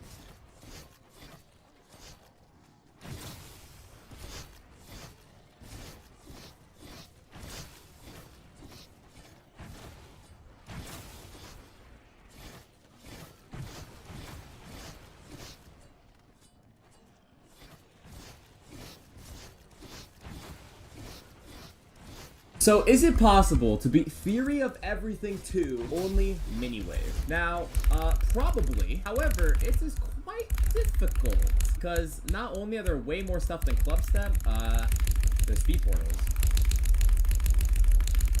So, hey, 15, not bad. But we're definitely gonna have to practice the ball in the middle. Or not the ball in the middle, like the one at like 30. Oh, wait, my brain. Okay, new best already, guys. 15.7. Okay, this is way easier than the Club Step pre-drop, at least, so I don't need to, like, spam as much. Until right here. Wait, let's focus up, guys. I'm, like, trolling. Okay, it's getting serious. Guys, it's getting serious. We're hitting out the red wave trail for this.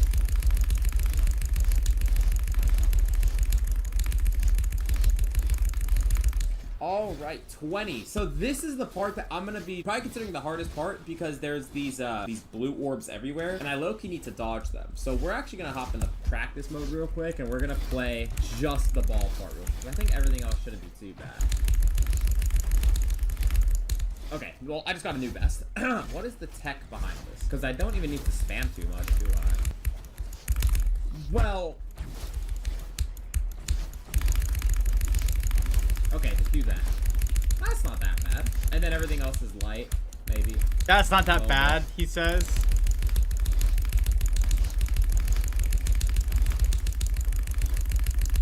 Oh, yeah, right. So there's no D blocks on the floor here. Did I just hit this, like, perfectly? When I did club step, I literally fluked, like, all the way to 80 somehow. Now, I don't know if I'm gonna be able to pull that off on toe 2 specifically, but you never know. Here we go.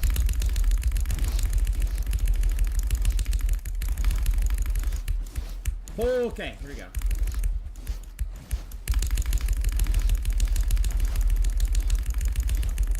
No. Okay, 40%. What the heck there we is go. Okay, we're getting far. this? Dude, this is tight, bro. It's like what? Like 1x, 2x speed, like 1.5 blocks. 40% though. Hey, that was good practice with the ball. But now we have to somehow pass that.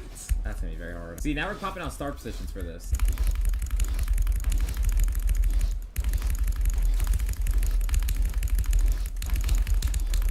Okay, this is gonna be a choke point of hell right here. What?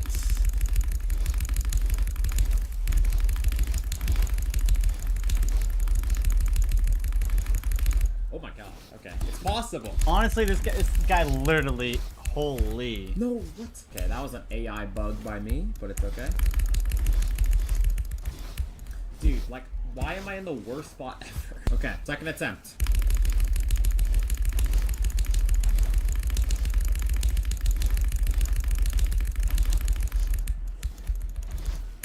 Okay.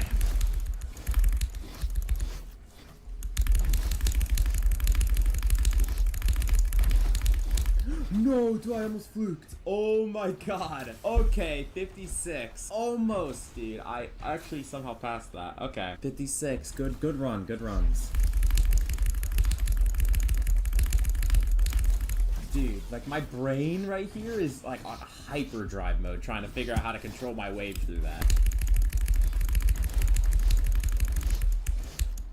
What did I oh. This beginning is so boring though, you just gotta go wow wow wow wow.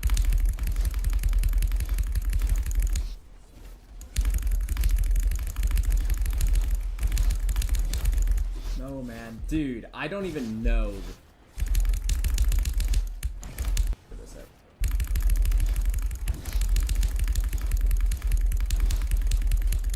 Okay, good run.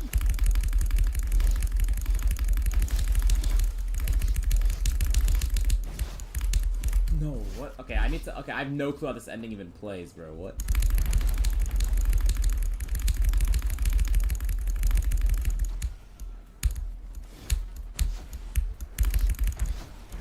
Alright, 82 to 100. Let's play from 0 now. Holy crap, dude. No, why was I going Wave down? of What? everything I was too. releasing. I felt like I was trying to go back. Oh, up, hello, but welcome back. That's okay. I was being a rookie, clearly. I'm watching some Zoink Geometry Dash. Beating Theory of Everything 2 with only mini wave. Awesome.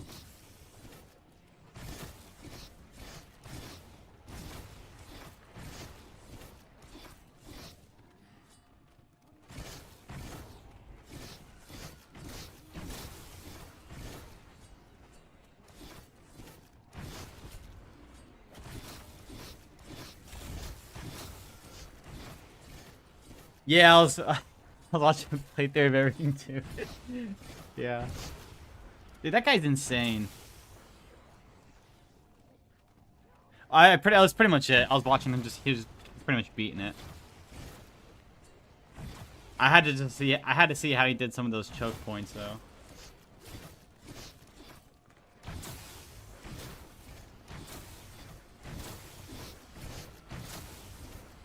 I don't know if there's anything else that's good to watch. I might just play, I don't know, another run of Balatro. I like it. A good run of Balatro keeps me busy for about 45 minutes to an hour.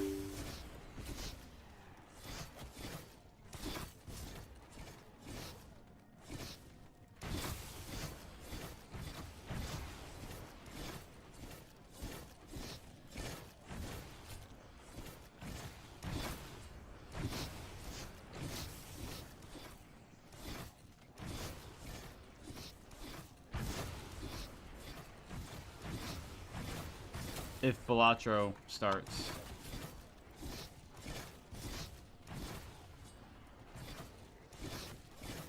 Why does it run install script? What? Okay, I was gonna say, what is that? I have a 30-hour YouTube documentary. This 30-hour documentary on Stalingrad. I'm here's the thing. I'm not into history, like, not really. But I would still watch it though, probably. Like, more than likely I would still watch it. I do love a good documentary.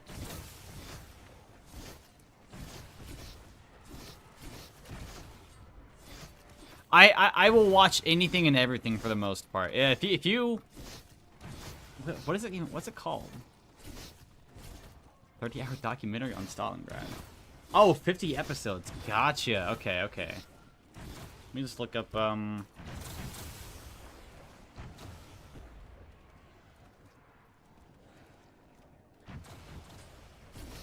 me look up by... Search by playlists.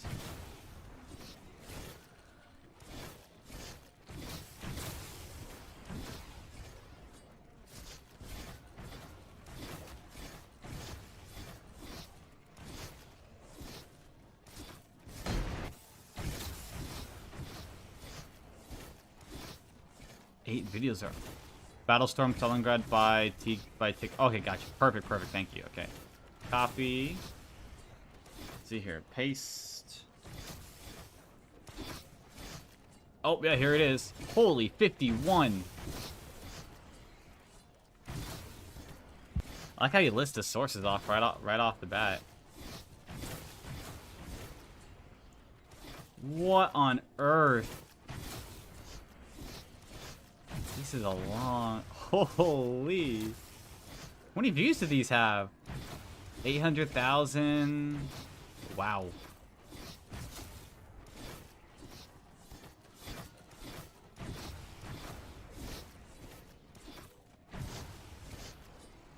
Jeez, I'm gonna put this in my... Hold on. I'm gonna save playlist to library. No, watch later. Here we go. Okay.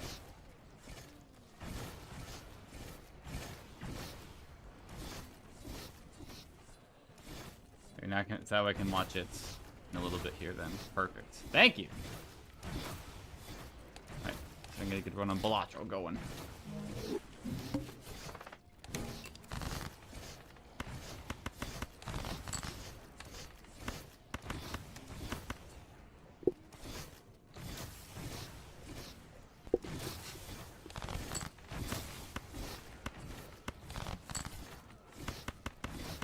This sand won't win, probably.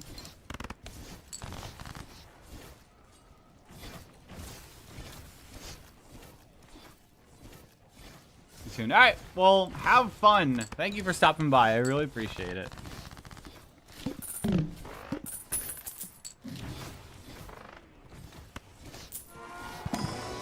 Have a blast, or whatever. I don't know. Good words. Have fun.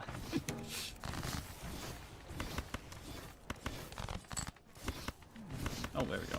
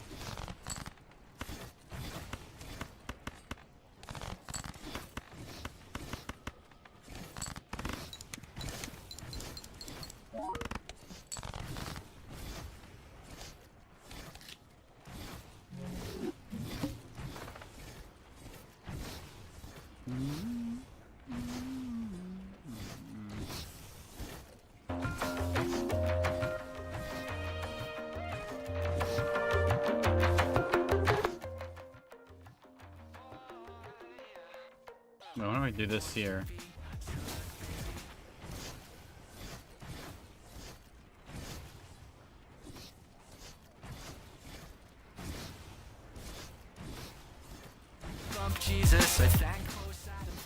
This works, I guess, right here.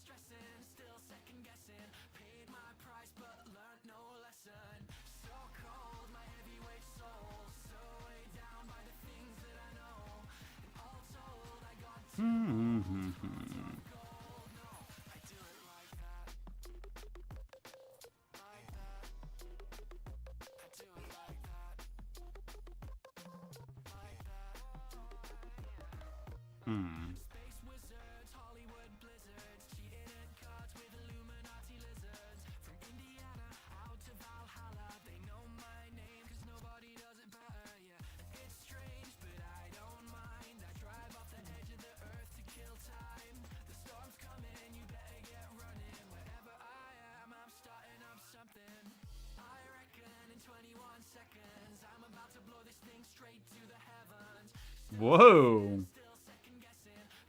The Chickets.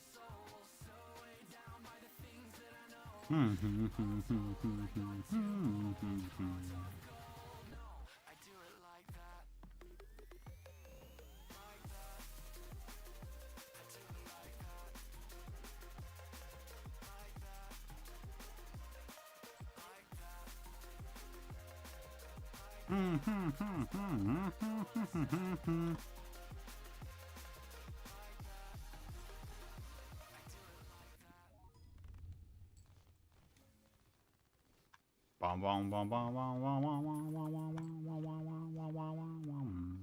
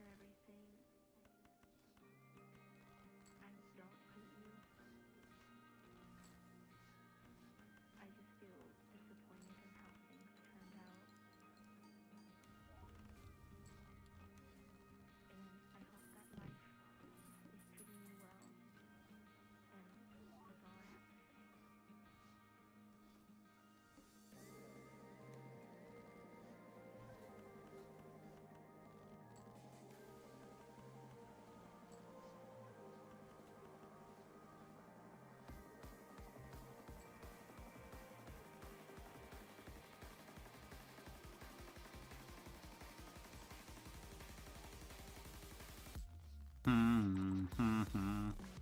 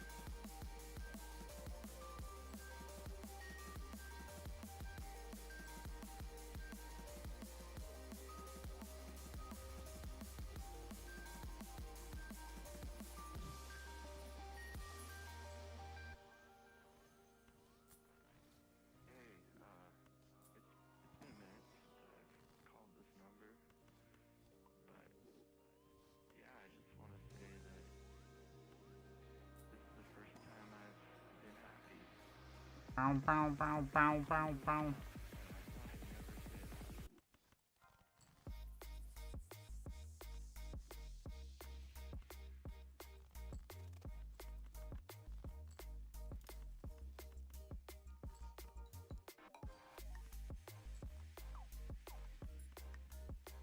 Mm-hmm. Mm-hmm.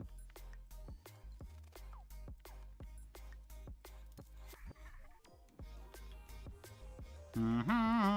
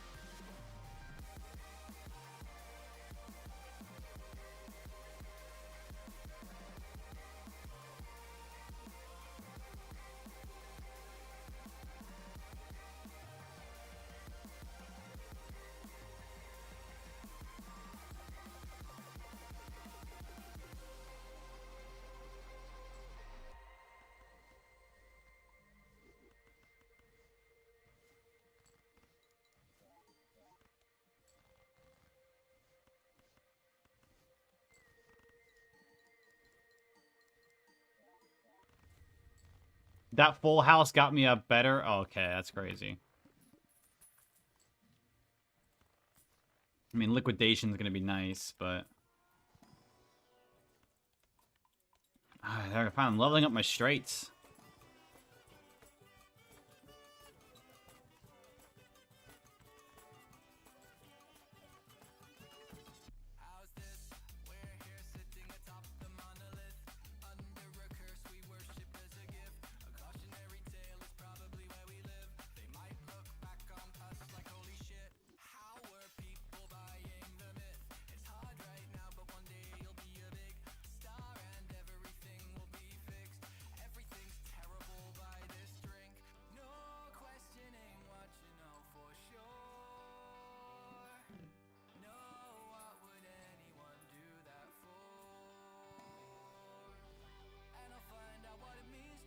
Oh, come on, game. Just give me my straights.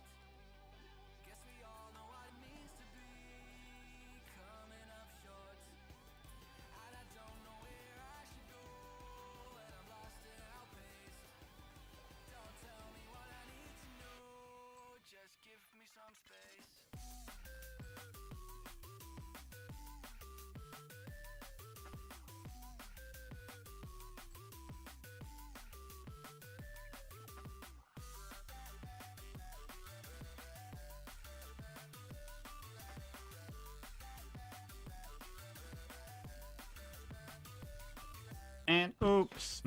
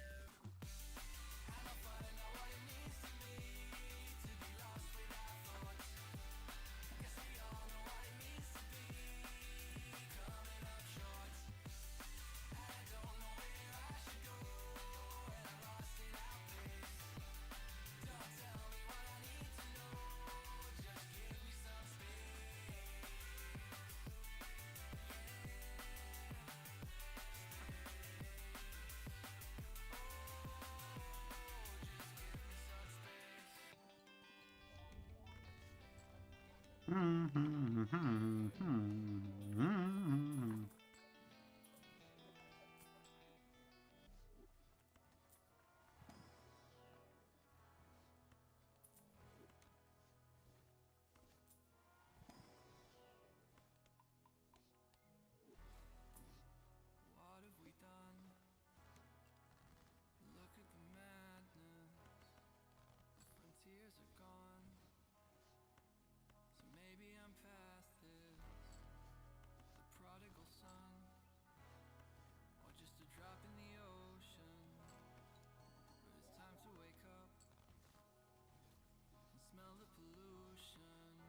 Never a doubt in my mind that if I seek, then I should find where my keys may fit. Yeah, it could be that I glimpsed Nirvana once or twice, and obsessively tried to carry that light with me ever since. Well, I don't mind my brain being a one-horse town. My one-track mind keeps my feet on ground. The world keeps changing, but I double down. I don't mind my brain being a one-horse town. Yeah, yeah, yeah.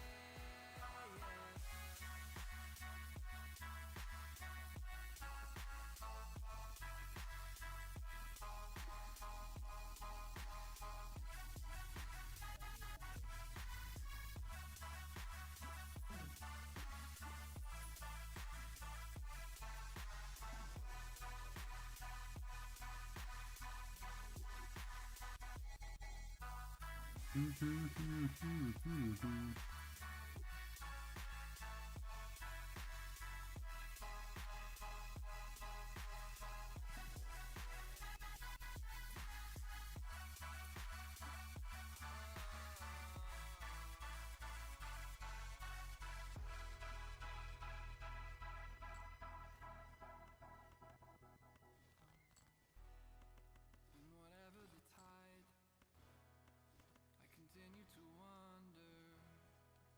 The gold rush arrived with hopefuls abundant.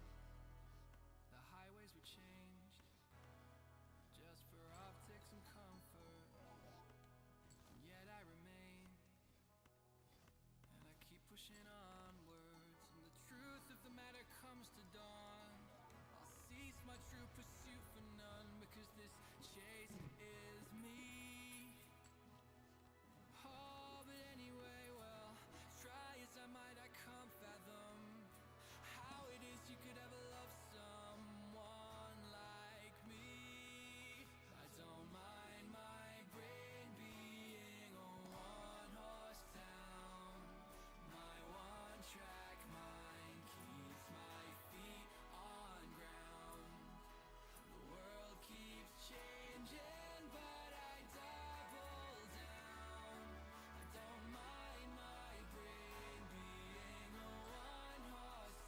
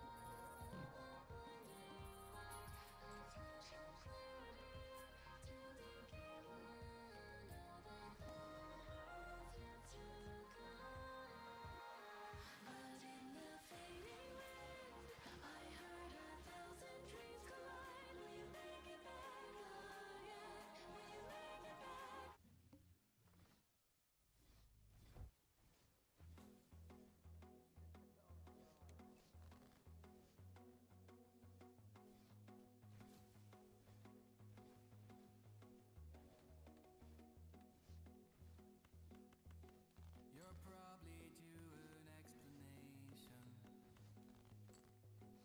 Could be you've even been forgetting me. Well, I can't say I really blame you. I've always let time get ahead of me. All of my broken-hearted friends, all of my enemies and nemesis. I'd love to see you but for now my pride will get the best of me. And it's sad but true. My exile is a habit. Someday I'll message you.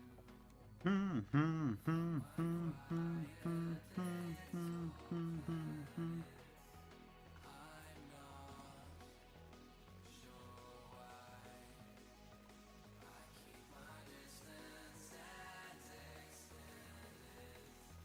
I'm scared that I won't be what you expect.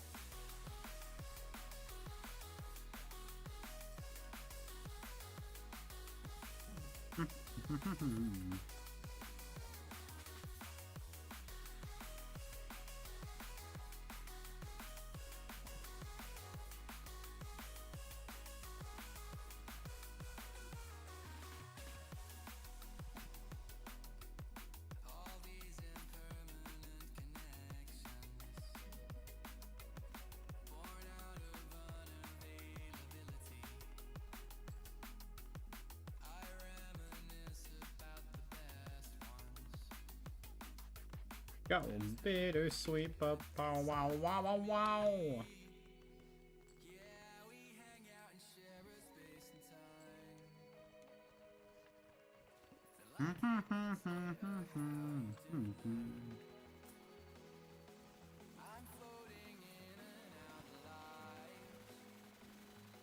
Another one? Bro.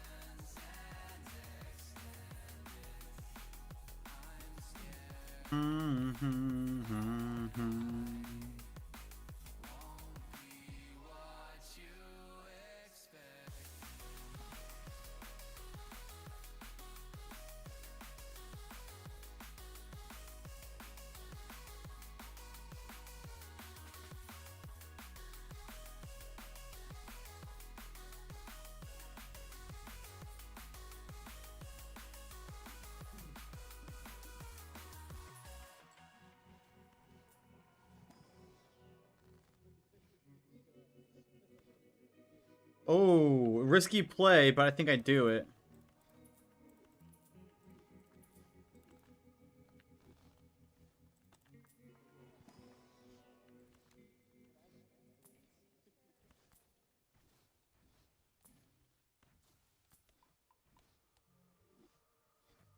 I remember one night in September, lying on our backs under the moon. You told me that nothing lasts forever, but I was too busy falling for you. But I should have listened, 'cause now I'm here missing you, wishing that you were here.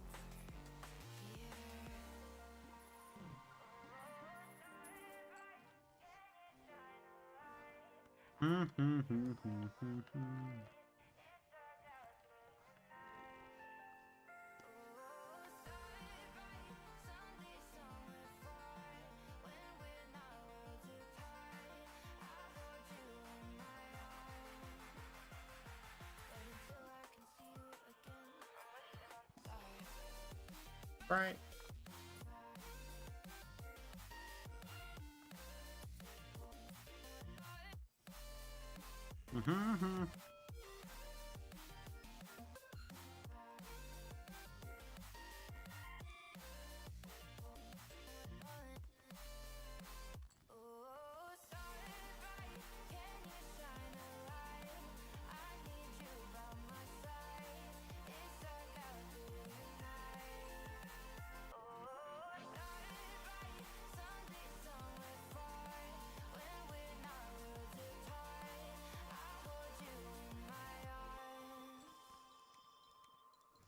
I can blame the whole thing on bad timing. Turn back all the clocks to yesteryear. Do I invest in pairs, maybe? Find the silver Finding. but all the colors seem so dull without an ear. But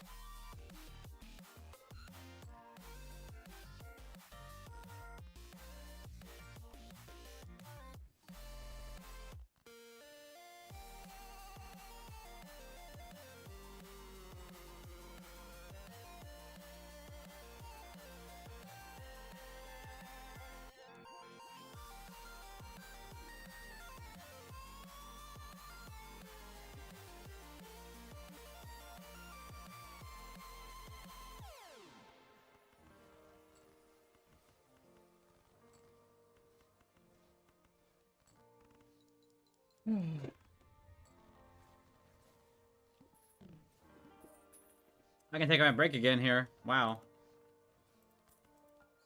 Already, that quickly.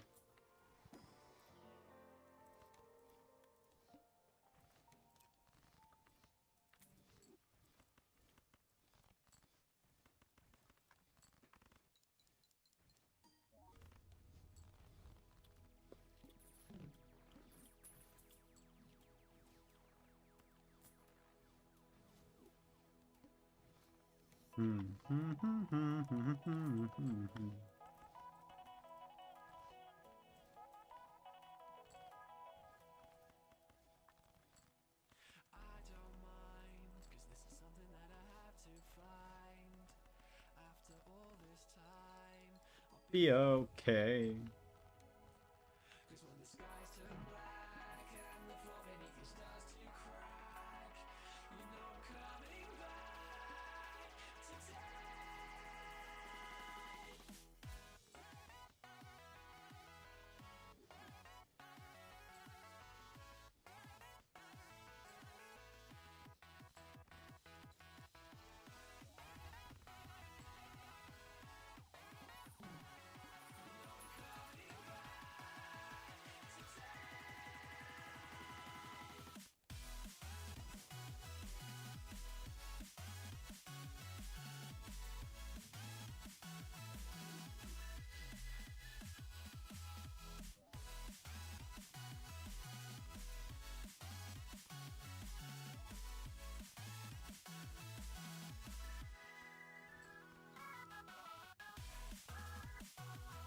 No way I didn't oh my gosh.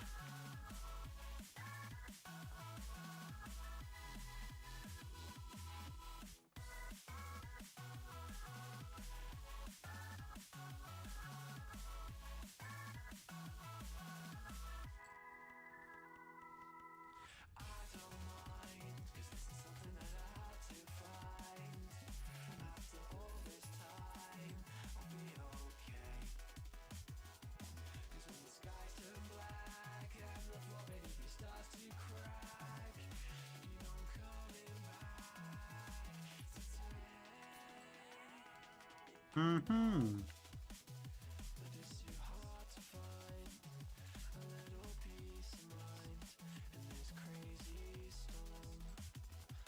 So we'll go.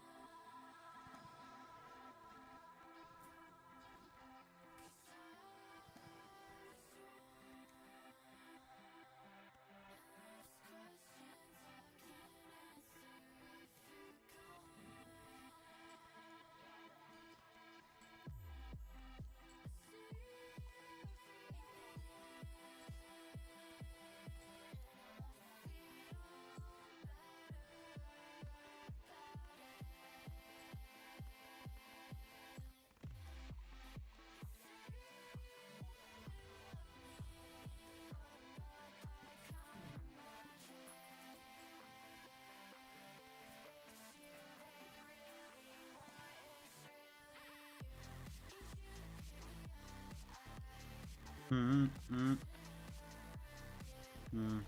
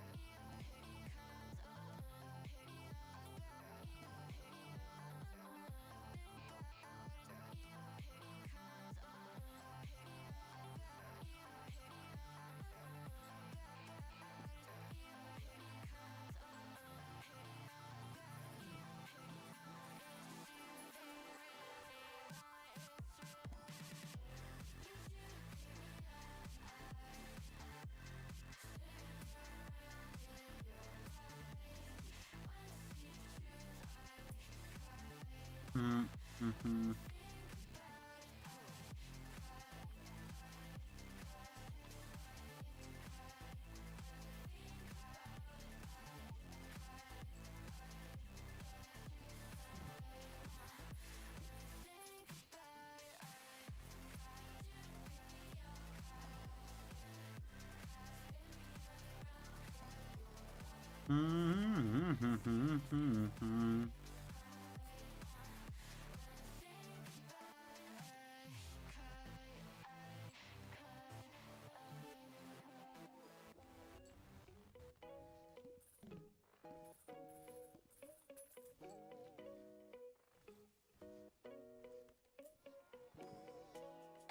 Left your party at sundown.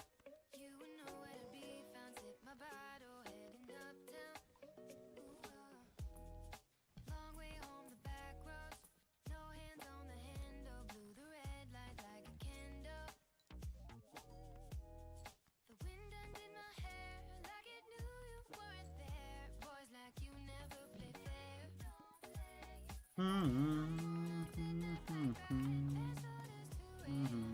Left you behind. How could you think we could just be friends again? I'm on a midnight bike ride. There's orders 2 a.m. Left you behind. Now that you know things can never be the same. City has no secrets. I know all the shortcuts. Now I'm lost looking for your touch. Used to be your night shift. Can't work out, I might just lie down here until the sun lifts. Bow, bow, wow. Mm-hmm. About how it used to be. Wind undid my hair like it knew you weren't there. Boys like you never play fair. I'm on a midnight bike ride. There's orders 2 a.m. Left you behind. How could you think we could just be friends again? I'm on a midnight bike ride. There's orders 2 a.m. Bow, wow, wow. Ba, ba, ba, ba, ba, ba, ba, ba, ba.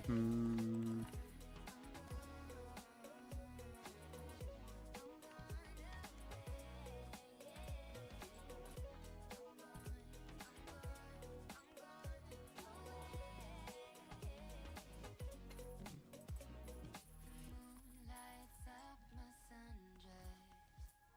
Reminds me to forget. The moon lights up my sundress. Show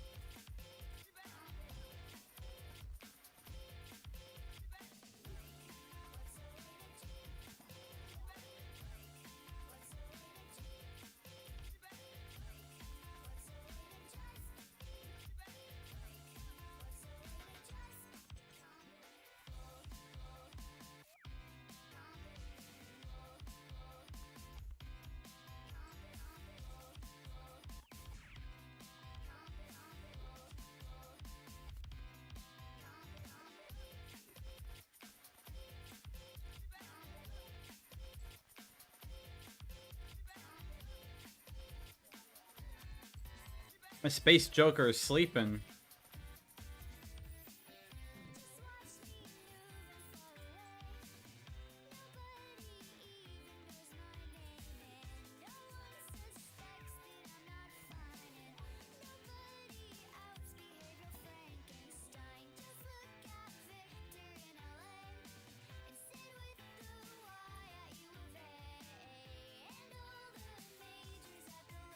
Negative spare trousers? No.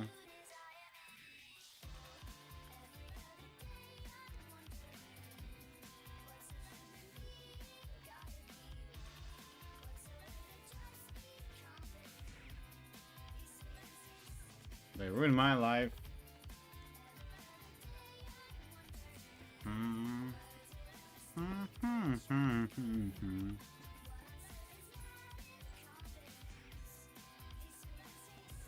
They ruined my life.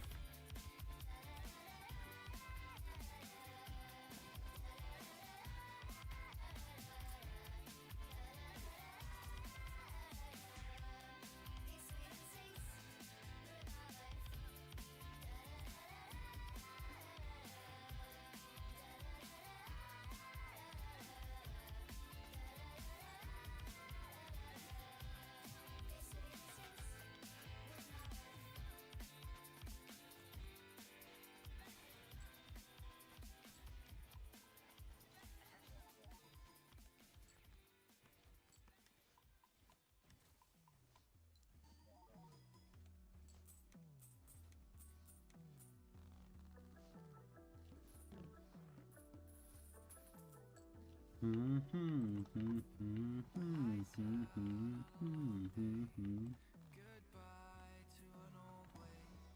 Right now it's a big change. With time that'll all fade. It's the truth. I don't care anymore. No surprise, just a door to be closed.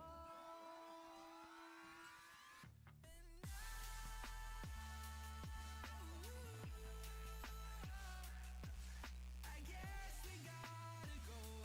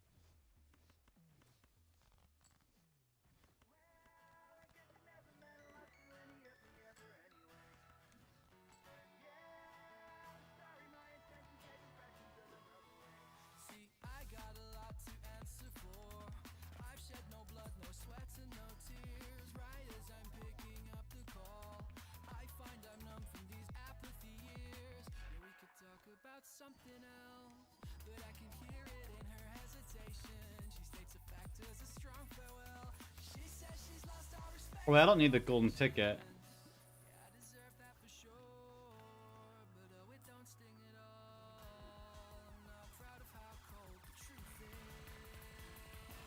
Hmm.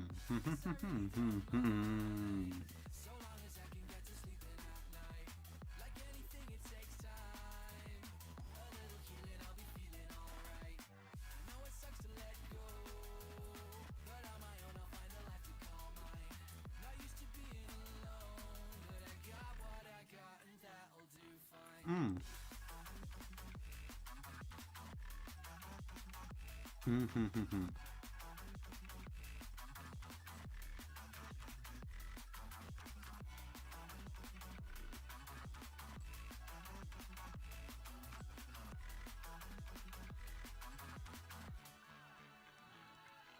Yeah, maybe I should be feeling more.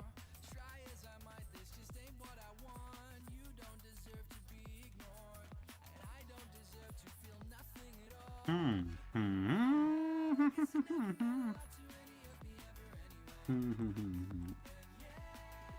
sorry, my intentions gave impressions of another way. Well, I know it hurts you for sure, but oh, it don't sting at all. I'm not proud of how cold the truth is. Well, I guess I really don't mind, so long as I can get to sleeping at night. Like anything, it takes time. A little healing, I'll be feeling alright. I know it sucks to let go, but on my own I'll find a life to call mine. Not used to being alone, but I got what I got, and that'll do fine. Well, I guess it never meant a lot to any of me ever anyway. And yeah, I'm sorry, my intentions gave impressions of another way. Well, I guess it never meant a lot to any of me ever anyway. Yeah, I'm sorry, my intentions gave impressions of another way.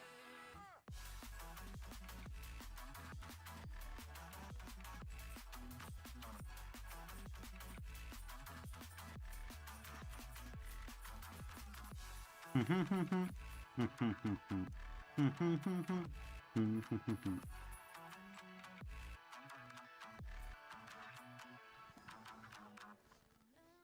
when the bartender said it's on the house, you make me wanna fall in love. The weather felt better when we were in it together. Oh, I miss the way we used to talk about nothing. I hate to say I should have seen it coming. Last summer, everything was easy. We had it all, didn't we, baby? No wonder you couldn't keep it. It got harder than you thought it would be. You stopped loving me on the dark nights. Now you won't kiss me in the sunlight. Last summer, I know you'll leave me. 'Cause loving me is the key to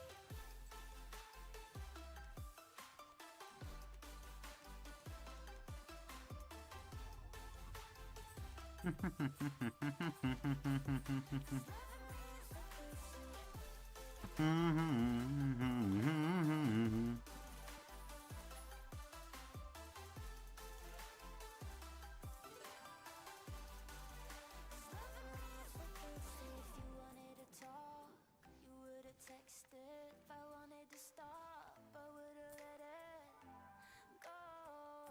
But I get it, it's alright. 'Cause I can't keep my shit together. Safe, could you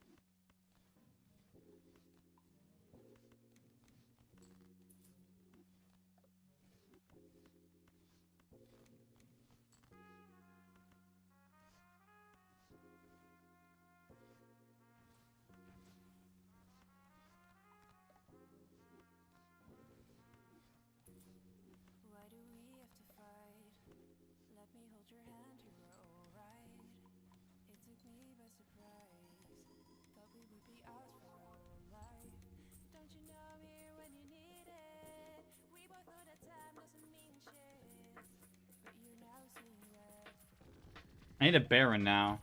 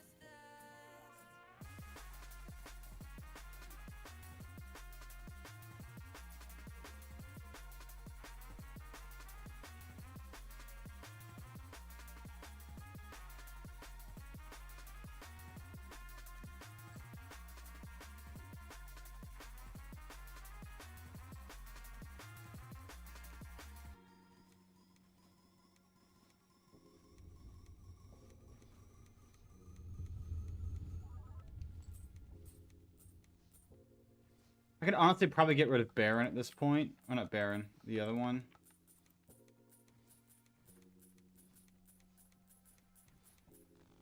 My Space Joker, I don't need that. I need a blueprint now.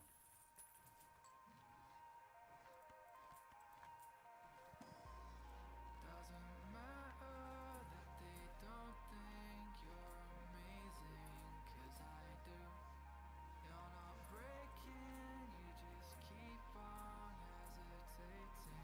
Why don't you take a step back, check the reasons why you're waiting, think it through. Pick yourself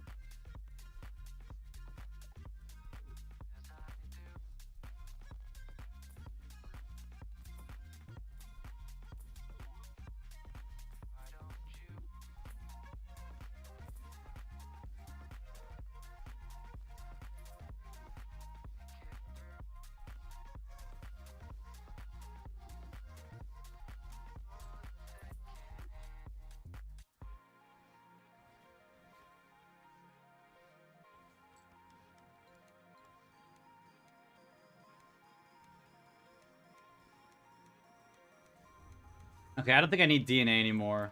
I already have well enough.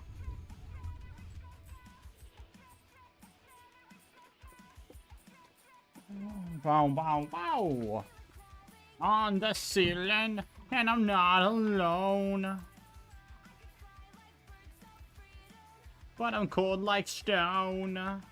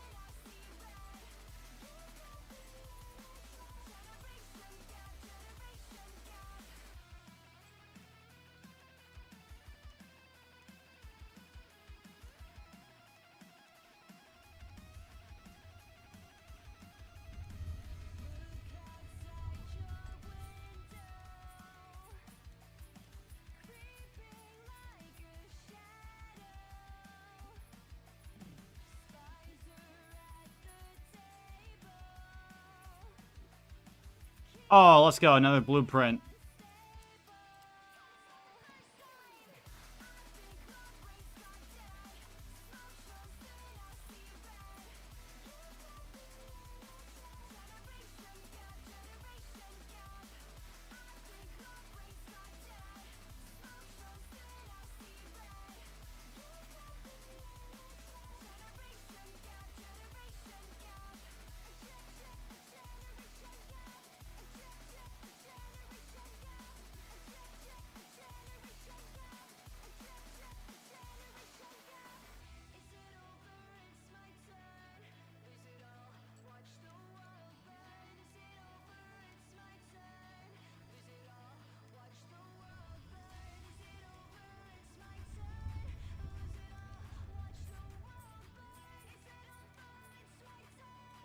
Is it over? It's my...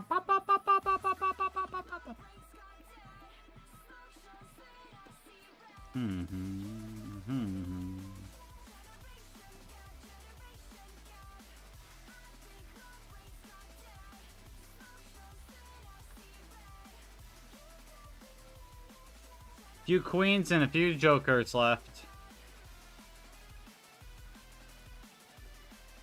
Okay, two... Yep, well, there's some gone still. Good.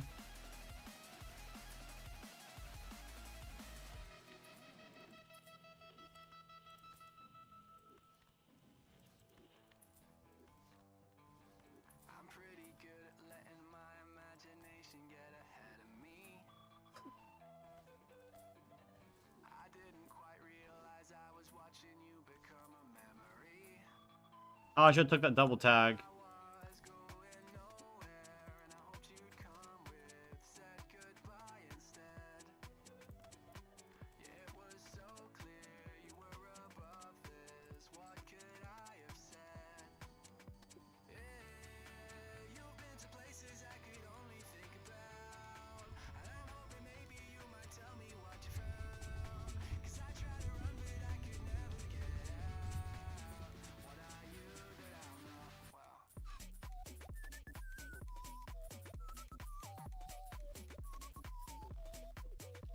Wow, wow. it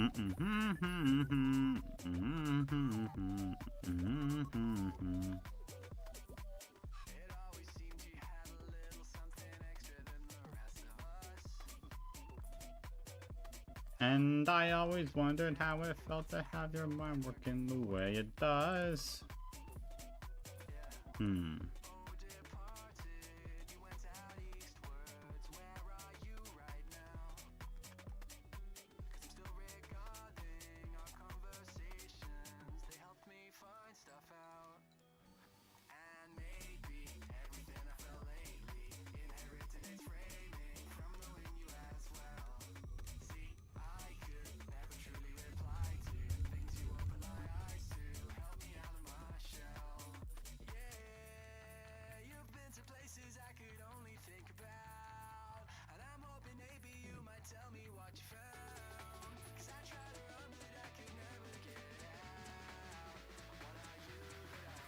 Wow. Bop, bop, bop, bop, bop, bop, bop. Haha.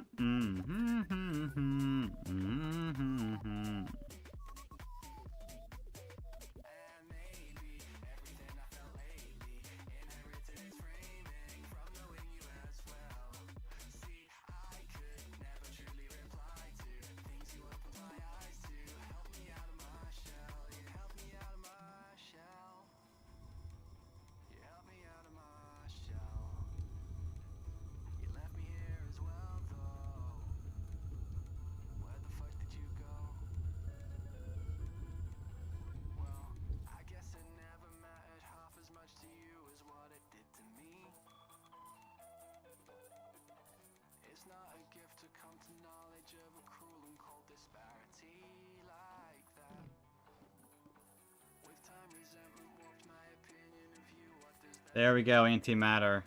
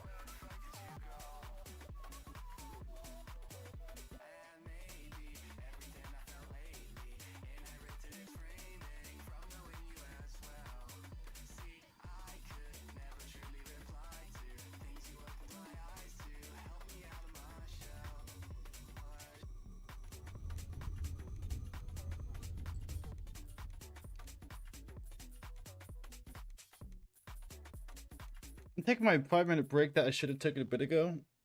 I'm back in a second. Oh my gosh.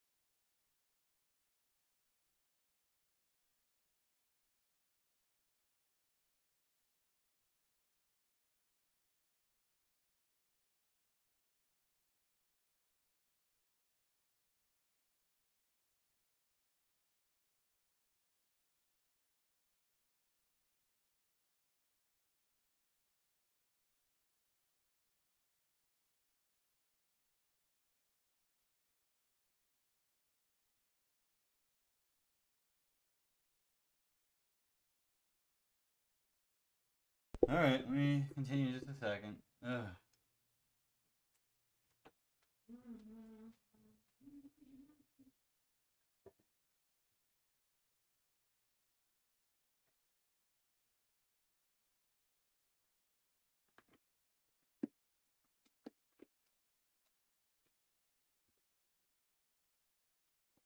Okay. Let's play to the end of this round now.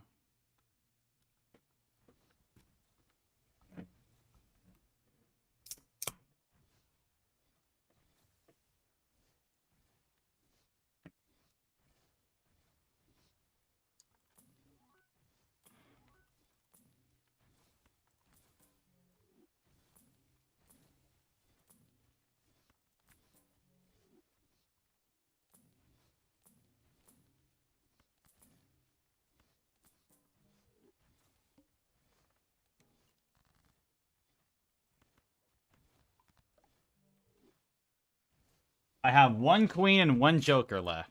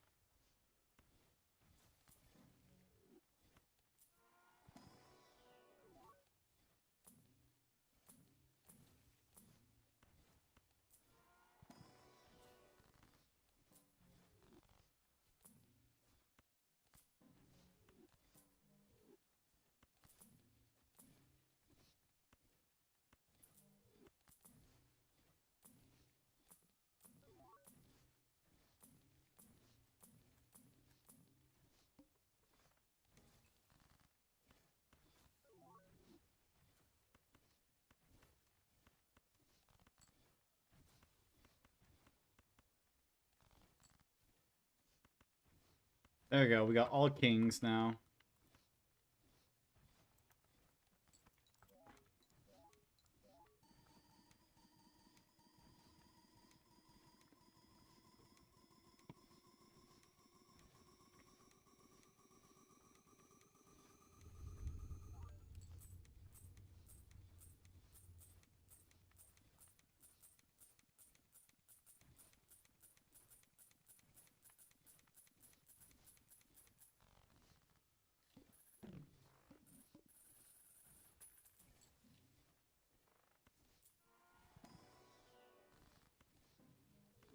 I literally have no need for these now, actually.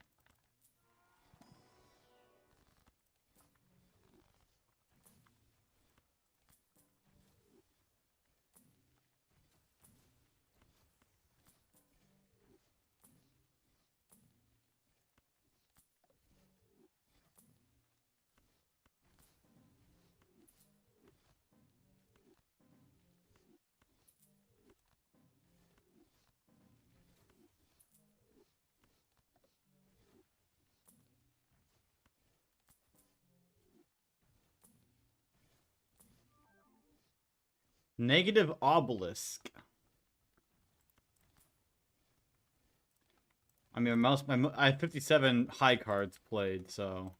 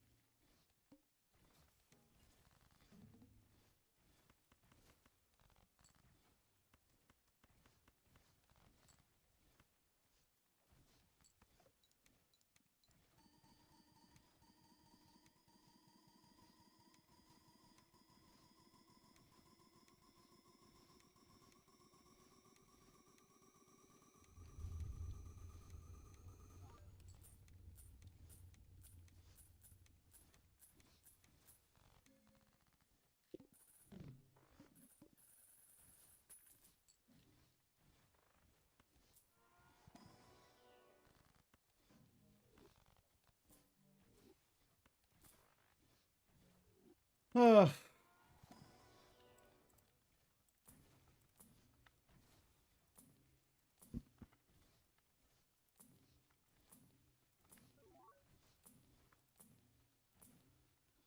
Wow, nothing right now.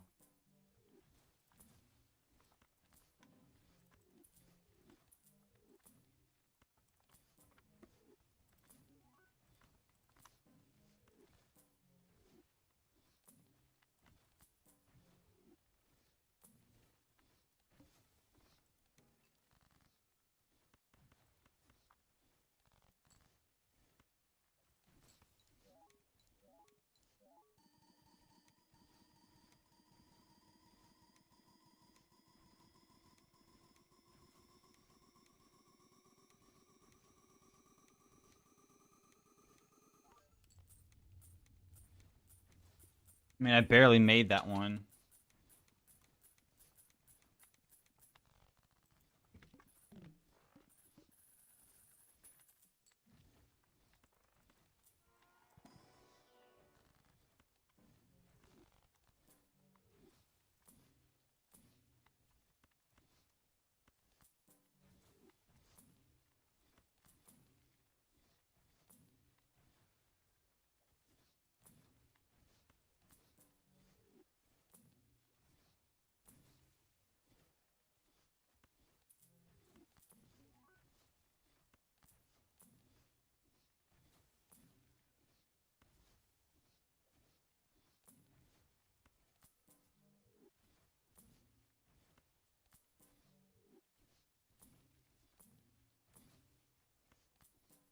It's crazy how few, like, cards I've been getting.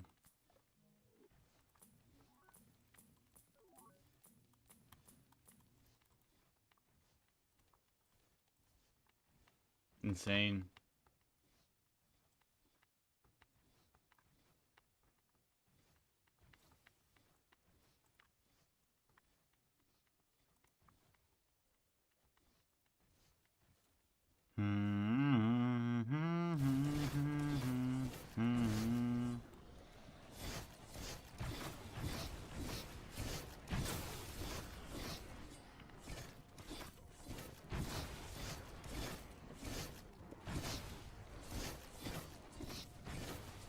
From iconic reactions that became mainstream memes, to impossible timings that are hard even for the top players, this is every single meme in Geometry Dash Explained, starting with Riot Swag. During version 1.9 in June 2015, The zombies spawn too fast from it. I can't keep up.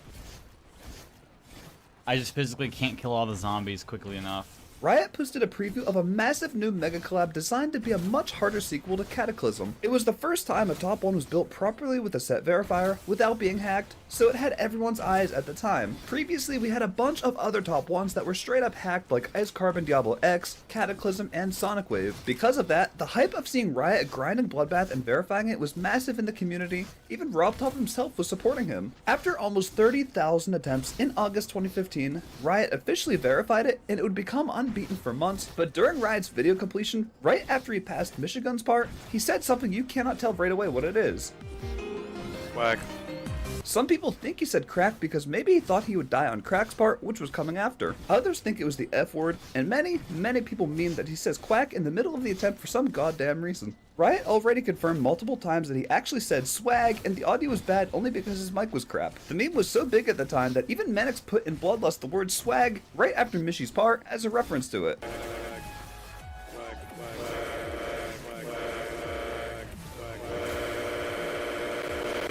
Trusta nerfs everything. Trusta was a very popular player and creator from the old days. He gained a lot of popularity around version 1.9 and 2.0 because of how many extreme demons he would beat, and he even verified the legendary level Sakyup in Hell, but his most infamous completion was Yatagarasu in 2016. While playing it, Trusta nerfed the level slightly for consistency's sake, which already did not please his viewers, and after a 95% fail, he heavily nerfed many parts of the level again, especially Michigan's and Funny Games, which made a lot of people upset once more, who wanted the original version preserved. Do you want me to like nerf Michigan and try to get it out today as soon as possible, or do you want me to keep it the difficulty that it is right now?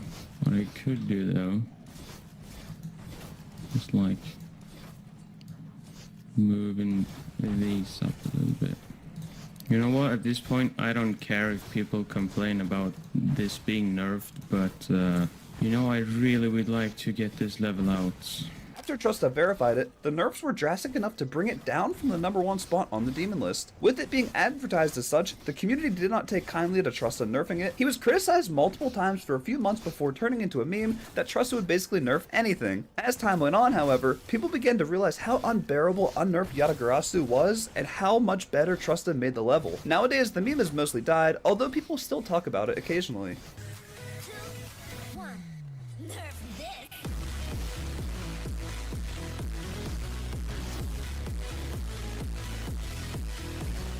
Fake exposals.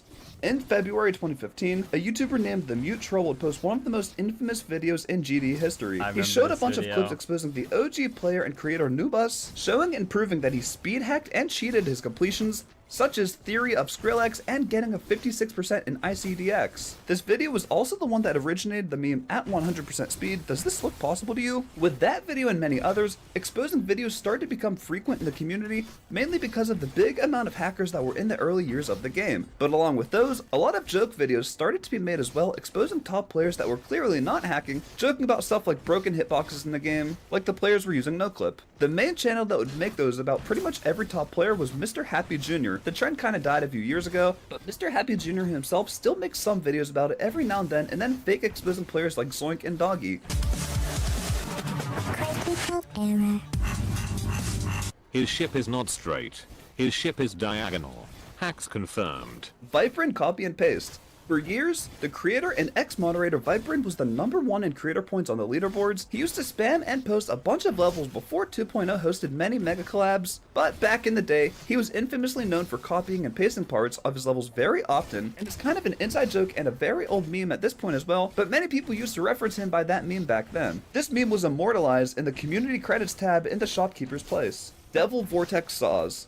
Taj Deluxe was one of the first ever infamous showcasers in the community, and a very good player as well. He verified the top 5 level at the time, Devil Vortex, which was a huge accomplishment for him, since he had never beaten anything this hard before, but it raised a lot of suspicion from the community too. One day, Nepesta made a video pointing out something extremely weird in Tosh's copy of Devil Vortex. saws. It had this bizarre pattern of saws with 54 objects in total at the very top of the level, which Dude, those saws. no other version of it had. Nepesta also found that there were exactly 54 clicks in the level that you could fake an auto with blue pads, suggesting Tosh verified it in a semi-auto version and put those saws there just to keep the same amount of objects in the level. Due to how uncommon the patterns of the saws were, the community exploded with memes about them, many replicating the pattern with literally anything. Coins, chess pieces, emojis, pretty much anything that can be used. This became a gigantic meme in the GD community that lasted for years in the mainstream, and even nowadays, sometimes an image referencing it pops up. Congregation Jump Scare. In April 2021, the player Flooful would verify the level Congregation by the creator Presta, and it was an extreme demon around top 100 in difficulty at the time. It would stay like an ordinary level for 2 years, until in 2023, a random channel appeared on YouTube called Congregation Jump Scares, which started to post a bunch of memes of GD levels and other videos suddenly changing to sections of Congregation. At one point, the meme and YouTube channel exploded and started a huge trend of jump scare levels, mainly on the section where the cube falls in the dark for a few seconds, and Tidal Wave due to its transition before the drop that shows the level name.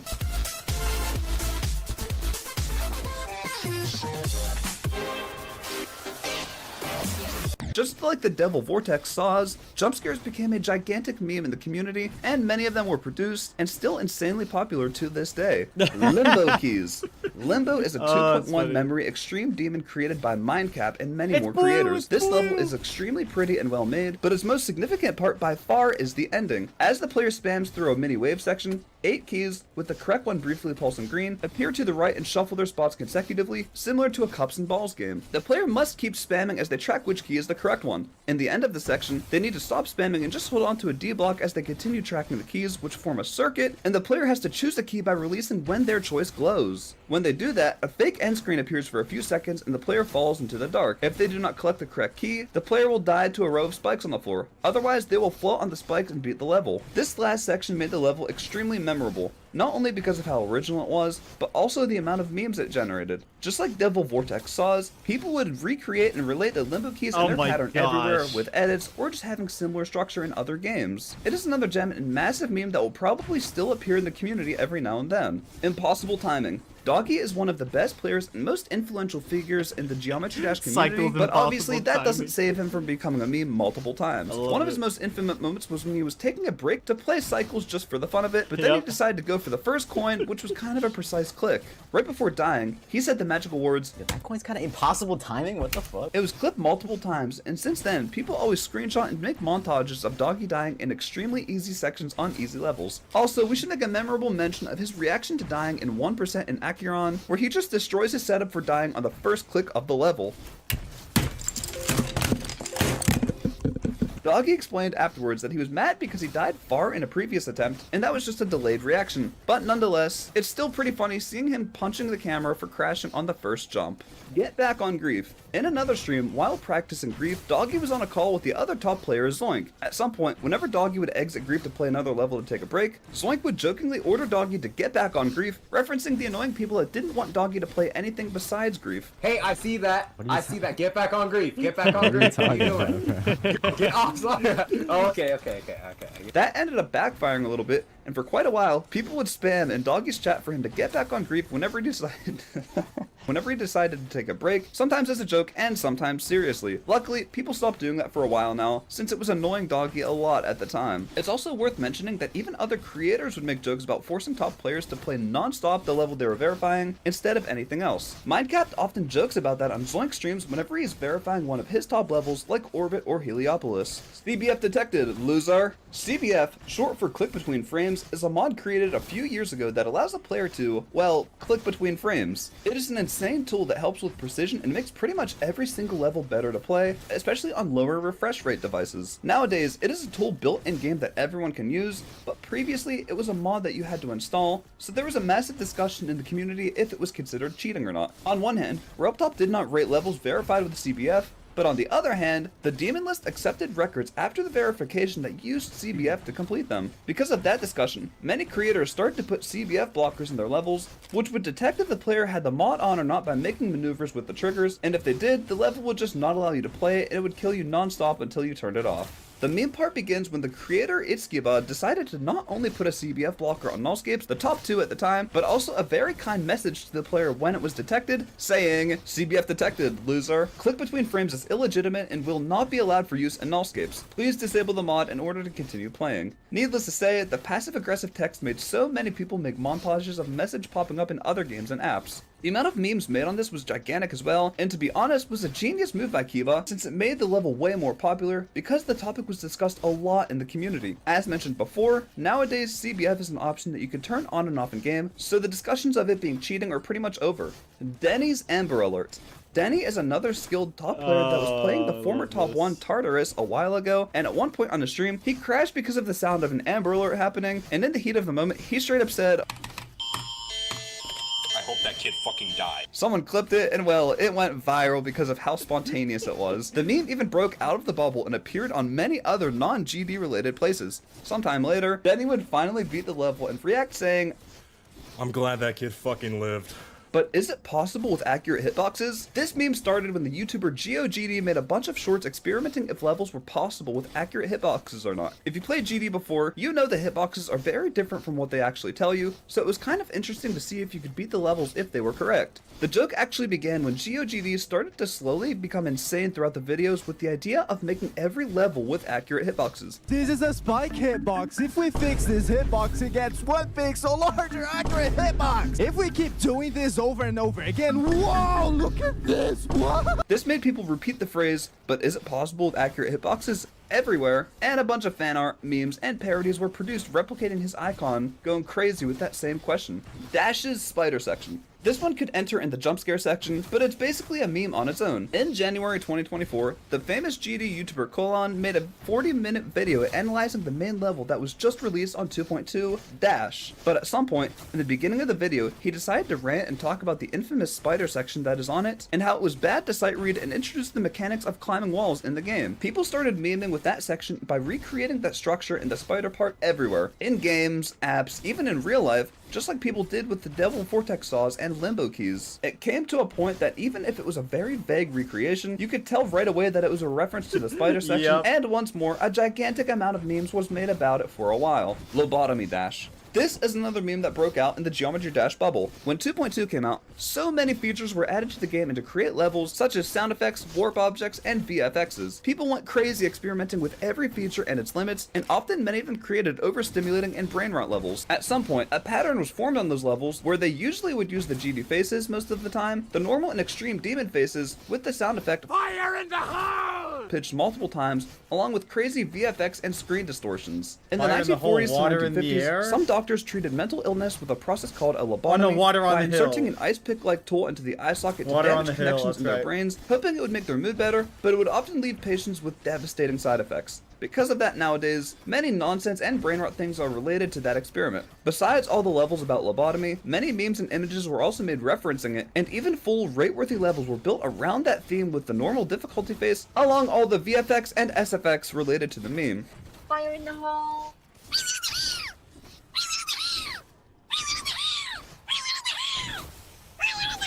Reactions. The most common meme in the GD community by far is the reactions when players beat their levels or when they crash while being far. There are so many of them, so let's name the biggest ones. Raising 717's reactions during 2015 were one of the most memorable and memeable things that we had in that time.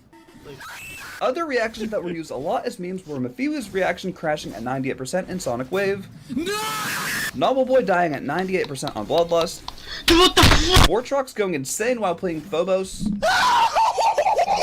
and obviously Cold raging while dying multiple times in the Insane Demon Rupture. No! Oh my god!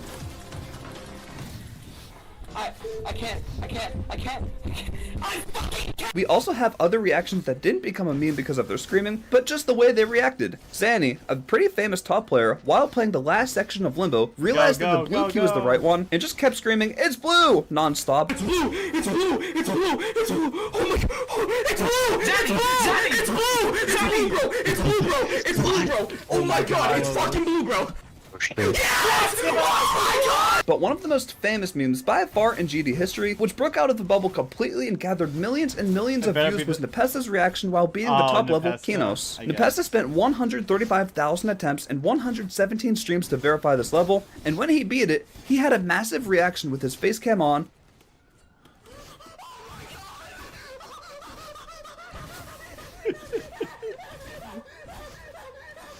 I love it. I was really hoping they would show the reaction where the guy flies up and he like screams. Oh man.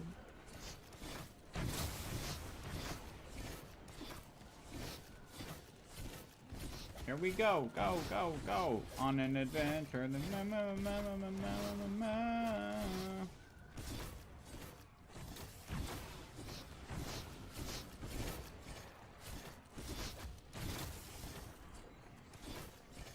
Oh, right. I wonder if Kill Will is playing.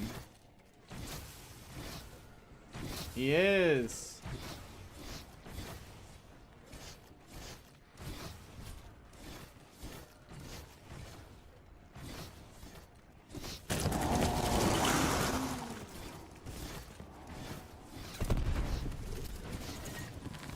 He is still going, my goodness.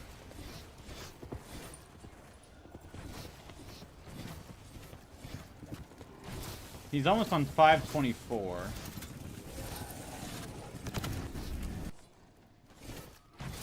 So whenever he's on 524 at 7 SPH, what will he be at?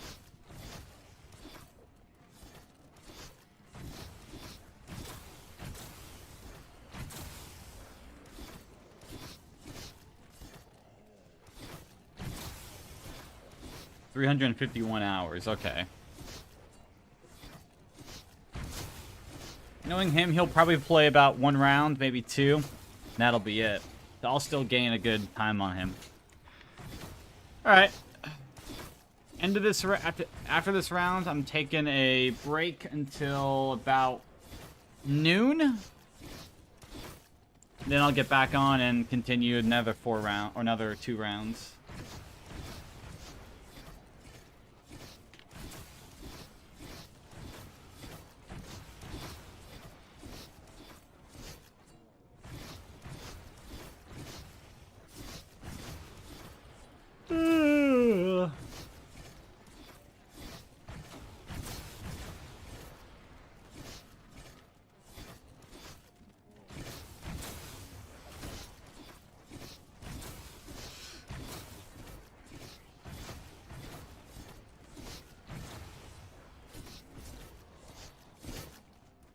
Check Steam.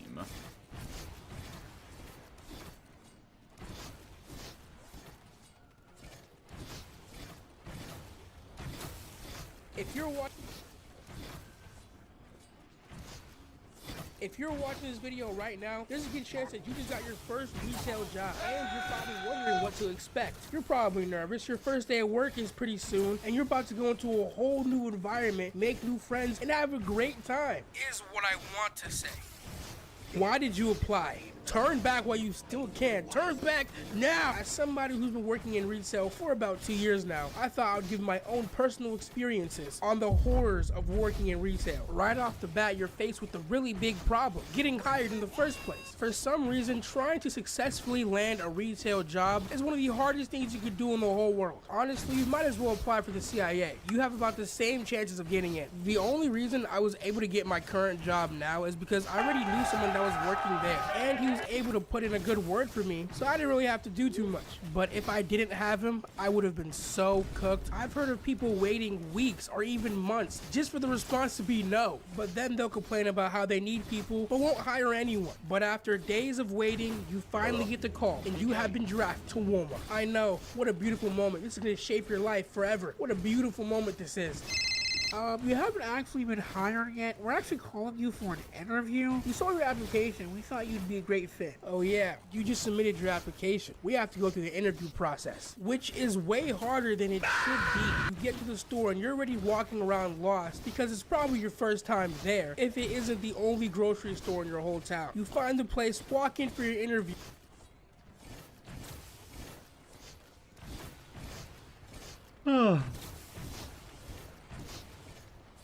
Platinuming Minecraft Minecraft Legacy Console Edition. One of the most nostalgic versions of the game. I always found the game interesting due to its achievements, but that got me thinking about platinuming Console Edition from start to finish. The catch? I would be playing the game at its most difficult mode, and if I died once, I would have to start over. I thought it would be a great challenge for myself, but it was more than just a challenge.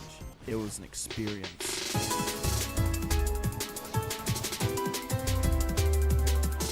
Now, there's a lot of achievements in Minecraft, but only 50 are required to obtain the Platinum, which is found in the original pack of achievements. You do not need all of the other expansion pack achievements to obtain the Platinum. With this pack, there's very easy achievements, like the Inventory and Wood achievement, to list out a few of the many that are easy. Oh look! Passing the time. Play for 100 days. Okay, so we just play for 100 days. I in the top right corner. Anyway, so all I have to do is get 50 achievements here, and then I unlock the Platinum. Alright, seems simple enough. Now to actually do this challenge. Okay, so after creating a new PlayStation account on my PS5, I booted up the Legacy Console Edition of Minecraft. This is old. After briefly changing some settings and creating the world, my journey officially begins. I started off this game by looking around and getting my first achievement by going into my inventory. A tiny bit later, I chopped down a tree, giving me my second achievement. After running around a bit, I decided to craft a crafting table, then a sword, and then I killed a cow. 3 achievements in a row, just like that. After getting more food, I crafted a pickaxe and went into a cave to find a witch! Perfect! I had enough cobblestone to create a stone pickaxe and furnace at this point, giving me 2 more achievements. Afterwards, I roam around, put some food in the furnace, roam around, then I collect it, and then I found out that witch is still down there in that cave. After killing it, I'm awarded the Monster Hunter achievement. I went to sleep when it was all done. Day 1 is over. Day 2 begins, and the rest of the food is mine. Along with my failed attempt at getting the more achievement, but managed to get both that achievement and the farming achievement. I packed everything else and I roamed around the world. I got some sugarcane along the way, and also more food. I did eventually end up finding pigs, which is another necessity for my challenge. After some extensive exploration, the sun was beginning to set, but that would not stop me. Even with the pillagers coming after me, I didn't stop. Not yet, at least. I found a ship and got the Ahoy achievement. However, this does not count towards my progress for the Platinum since it's in a separate expansion pack. Inside the shipwreck was a bunch of iron, lapis, and emeralds. After obtaining the buried treasure map, I easily dug up the treasure and obtained its loot. After glancing around at the high amount of mobs there is, I started heading towards the village. I would still be going on a killing spree before getting kinda destroyed. I obtained some leather leggings before going back out. I was trying to kill a bunch of skeletons for bones so I could get the achievement where you befriend 5 wolves. However, I only managed to get a few bones before day 2 would end. After wandering around for a bit, I found a shipwreck that had more loot and, oh, the same treasure map. Yep, no thank you. After a little while, my mind was set on this achievement where I began to die of hunger, and then I would eat rotten flesh to prevent myself from passing away due to hunger. Along with that, I grabbed some sugarcane, and then for the rest of the day, it involved me jumping around and increasing the amount of material I would get before descending to the bed for sleep. After another minute of jumping around, I finally obtained that achievement by eating the rotten flesh. When I went back to the village, I grabbed the cooked pork chop and ate it, giving me another achievement. Shortly after, I would craft myself some bread, getting me another achievement. Wow, just look at me go! I eventually led a cow to another cow. Turns out I didn't have to, so... Anyways, I bred the 2 cows together and got my next achievement. Next, I was gonna try to get Adventure Time, where out of the 40 biomes in this version of the game, I would have to explore at least 17 of them. It took a while, but after exploring, I got the achievement and found diamond ore in one of the chests in the village. I took it, and then I went to sleep. Of course, I would eventually start heading back after taking advantage of the materials I found there. It basically took the entire day, and when I got back, the best I could do was plant the sugarcane I got, and then go to sleep. The start of day 6 involved me taming a horse and getting an achievement for it. I then crafted some shears and got another achievement after shearing a nearby sheep. After prepping up a bit more, I explored around until I found a lava lake, and boom, nether portal achievement. I entered in and I spawned inside of a cave. It took a few minutes to find the fortress, but once it was found, killing a blaze for its rods was an easy task. Yep, another achievement. I would kill enough of them for me to make my escape. And that's basically when the day was over. I had wanted to kill this drowned, but I also didn't want to get one shot. See day 72 of the 100 days video to demonstrate my point. So I dug around the drowned and killed it, getting nothing. Wow. I went back to the village, I got some sugarcane, killed a pillager, 2 drowns, and then I turned those sugarcane into paper. And from the leather I had, I used that and some wood to create a bookshelf, getting another achievement. I continued to wander around, wondering what achievement I could go for next when I found this Zombo with an iron sword. I wanted to say this as an excuse to waste more time because I killed it and you can finish the rest. I did kill a skeleton and I got a bow from the Corpse of Bones. I went for the Archer achievement and I was successful after my second try.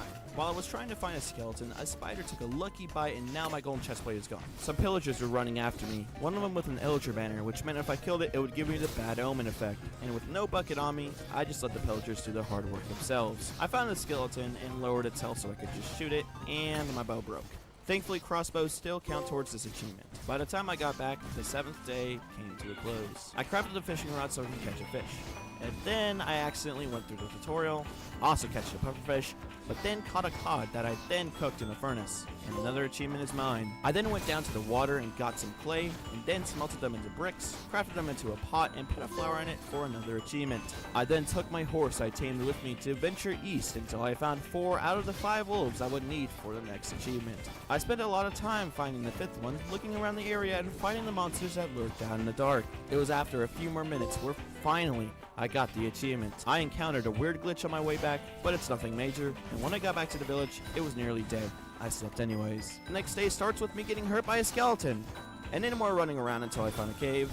There isn't a whole lot to say except diamonds, which gives me the next achievement. The next day starts with me getting obsidian for an enchanting table. I crafted it for the achievement. And then I do nothing else for that day and I sleep. Like, wow! I got some materials to craft 8 bookshelves and place them down. Shortly after, I would craft and place down a key. I did leave the village to continue traveling on. I did find an ocean monument and...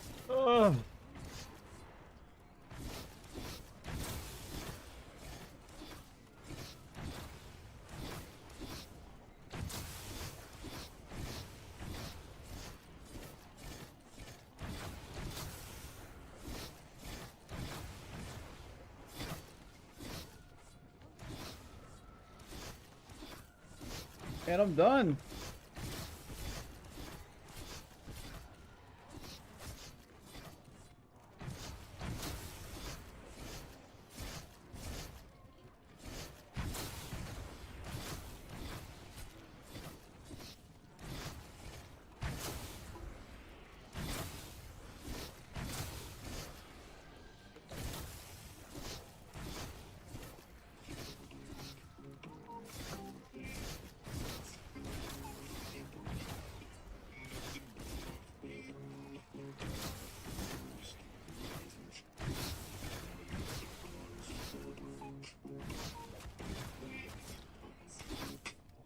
The scariest part about Infinite Worlds, to me at least, is Notch's original idea of making them infinitely deep. The idea of a Minecraft world that just keeps going down and down with no end is absolutely terrifying. Like, what happens if someone sets the world spawn point 20,000 blocks beneath the surface? Are you just trapped down there? Do you have any hope of making it to the surface, or are you just gonna live in a cave? If the world was infinitely deep, you could theoretically keep digging and digging and digging without ever reaching the bottom. Maybe I don't want to know what hides at the bottom of a Minecraft world. The scariest part about Infinite Worlds, to me at least, What the Medusa had. One of the reviews I found was actually from Qinshi Huang. From 243 BCE, and he just said works. And we need a new flavor. What we got?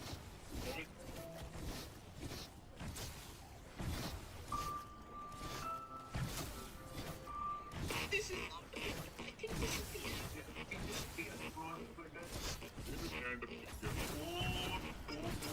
Most of the oil and gas production is over here on the south side of the road. So over here, miles away.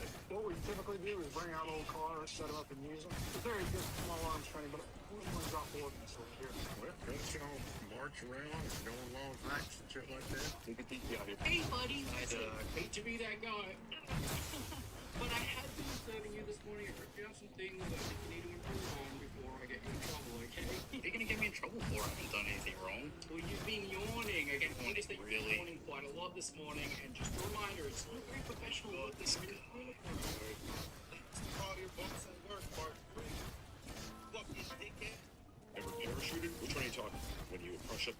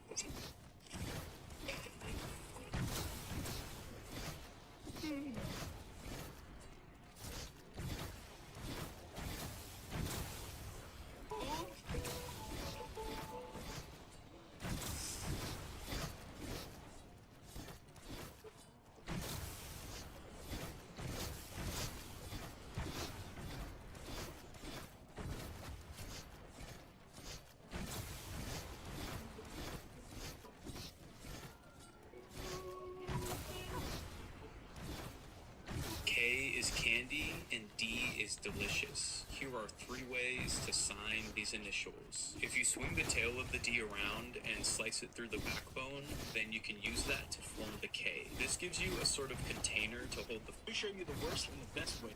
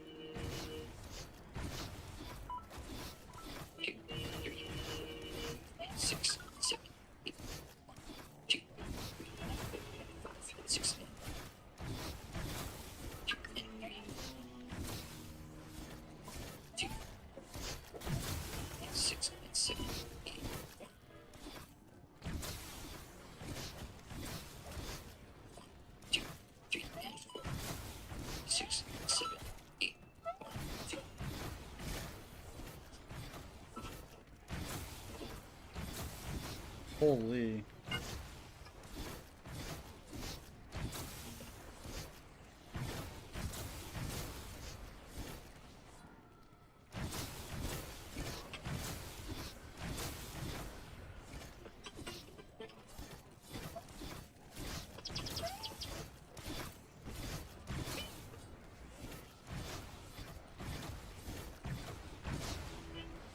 DJ on.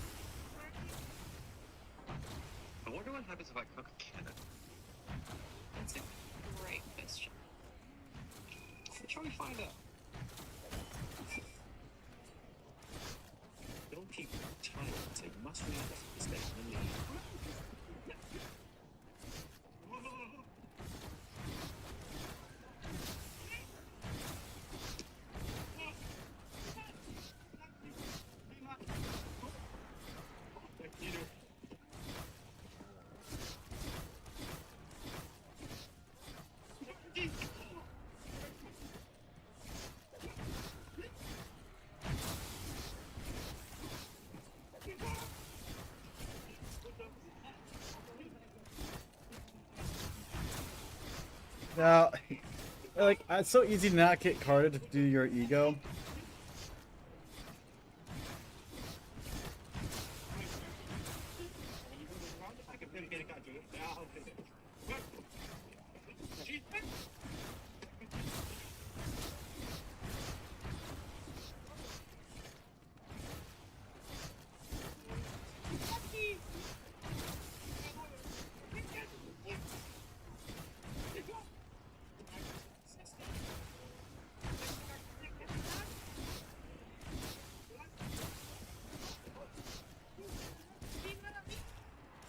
Oh, he could have had that.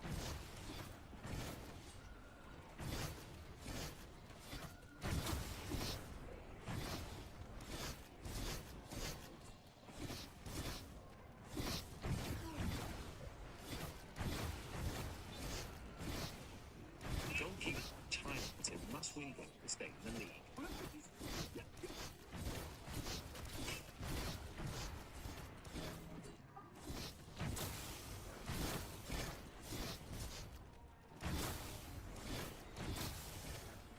Goalkeeper match highlights.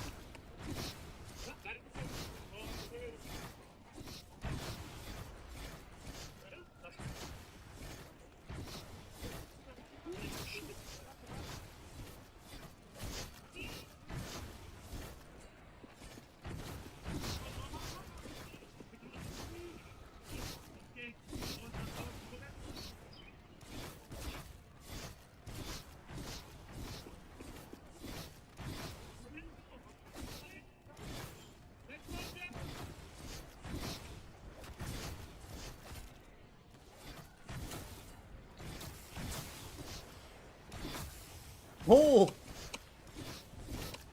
Wow.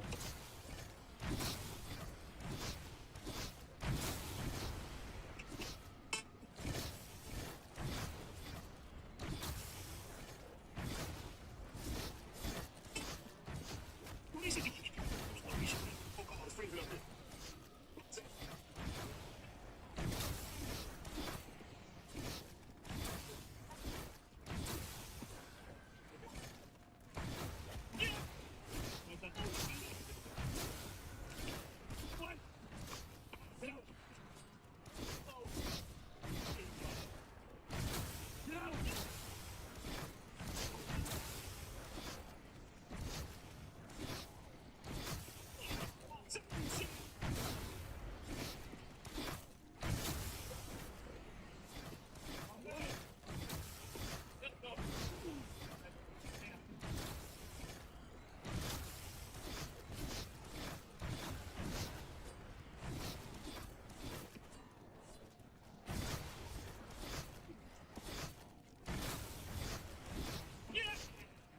Say hello, Rick K22. This is my Morty. We're going from reality to reality. Asking Ricks to contribute to the Citadel of Ricks redevelopment fund. What are you, stupid? We're done. The music now settled, he would spend the next few days adding features, fixing bugs, and most importantly, preparing for multiplayer. The first multiplayer test.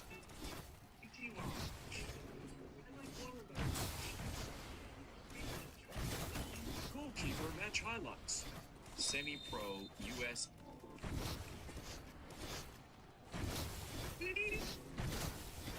Lovely.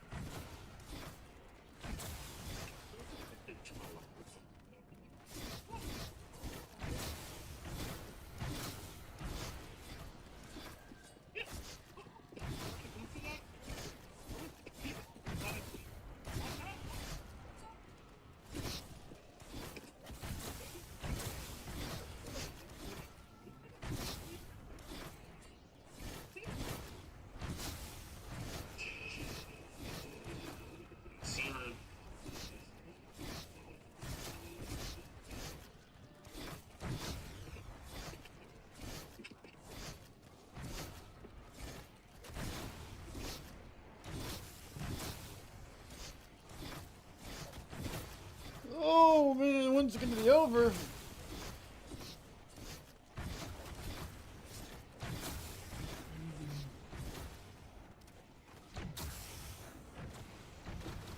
Oh, this has not been that bad. It doesn't. I feel actually pretty decent right now.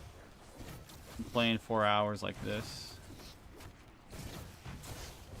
Although I do wonder when I actually started. Alright. I mean, I've done my 4 hours already. 4 hours and 20 minutes. I probably have another 10 minutes to go. Right?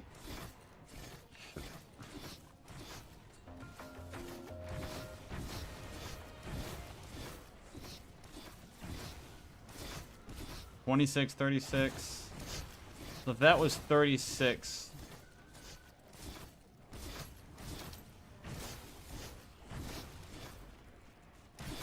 I could have. Yeah, it's like 10 more minutes probably.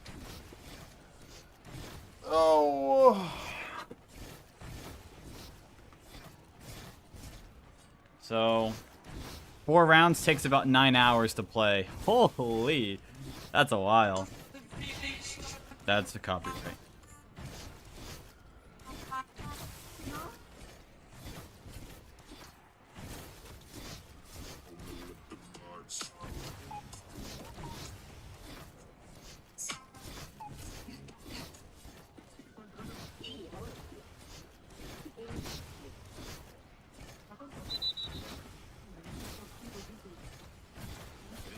This is not good, bro.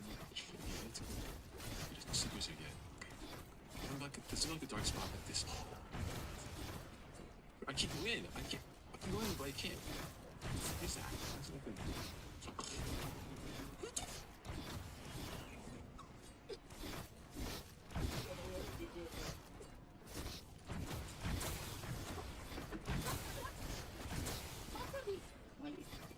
Find my drive and yeah.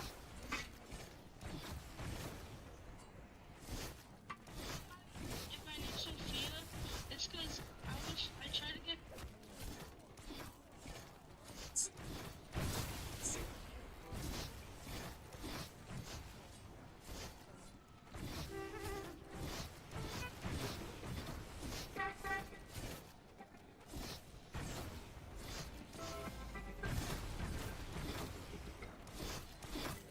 I saw a TikTok where a guy asked, when was the first time you realized that you actually might be chopped? And I'm talking about the brutal shit, the type of shit that keep you awake at night laying there thinking, actually might be cooked for life. My personal traumatic experience was finding out that the inverted filter is actually how people Oh, fuck off. This guy's advertising something.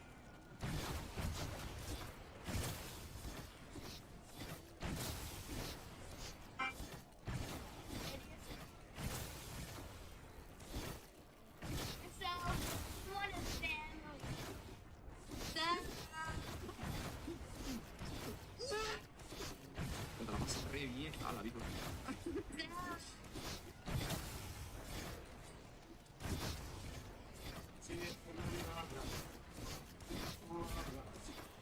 Well, fake my ass and eat ass. Is that you? What? The world's big. Hold on, bro. What is this comment? What's your DoorDash screen time? The fact that Goalkeeper match time. It's a busy day at the office.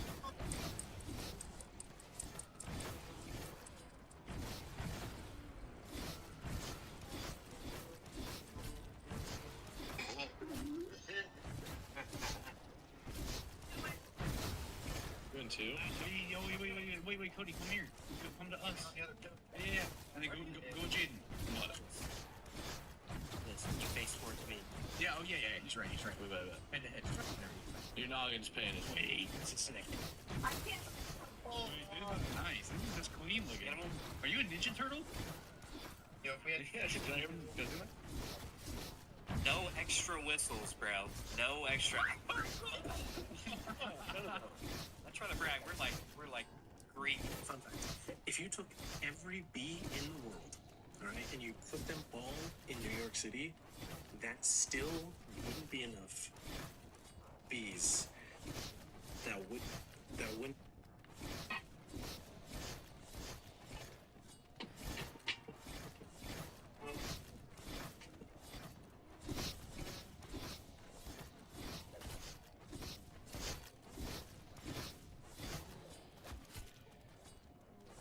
honey, I'm home. I'm a little bit early. Oh my.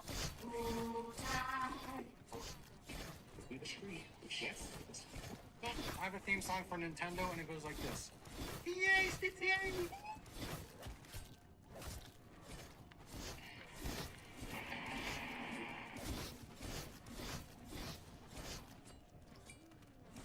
Oh, you paid? Come on, man. This is my friend. I'll see you next time, bro. Anytime.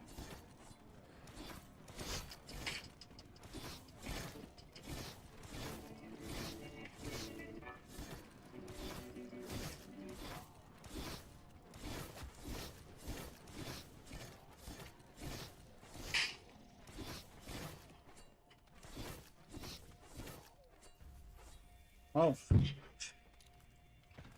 Yay.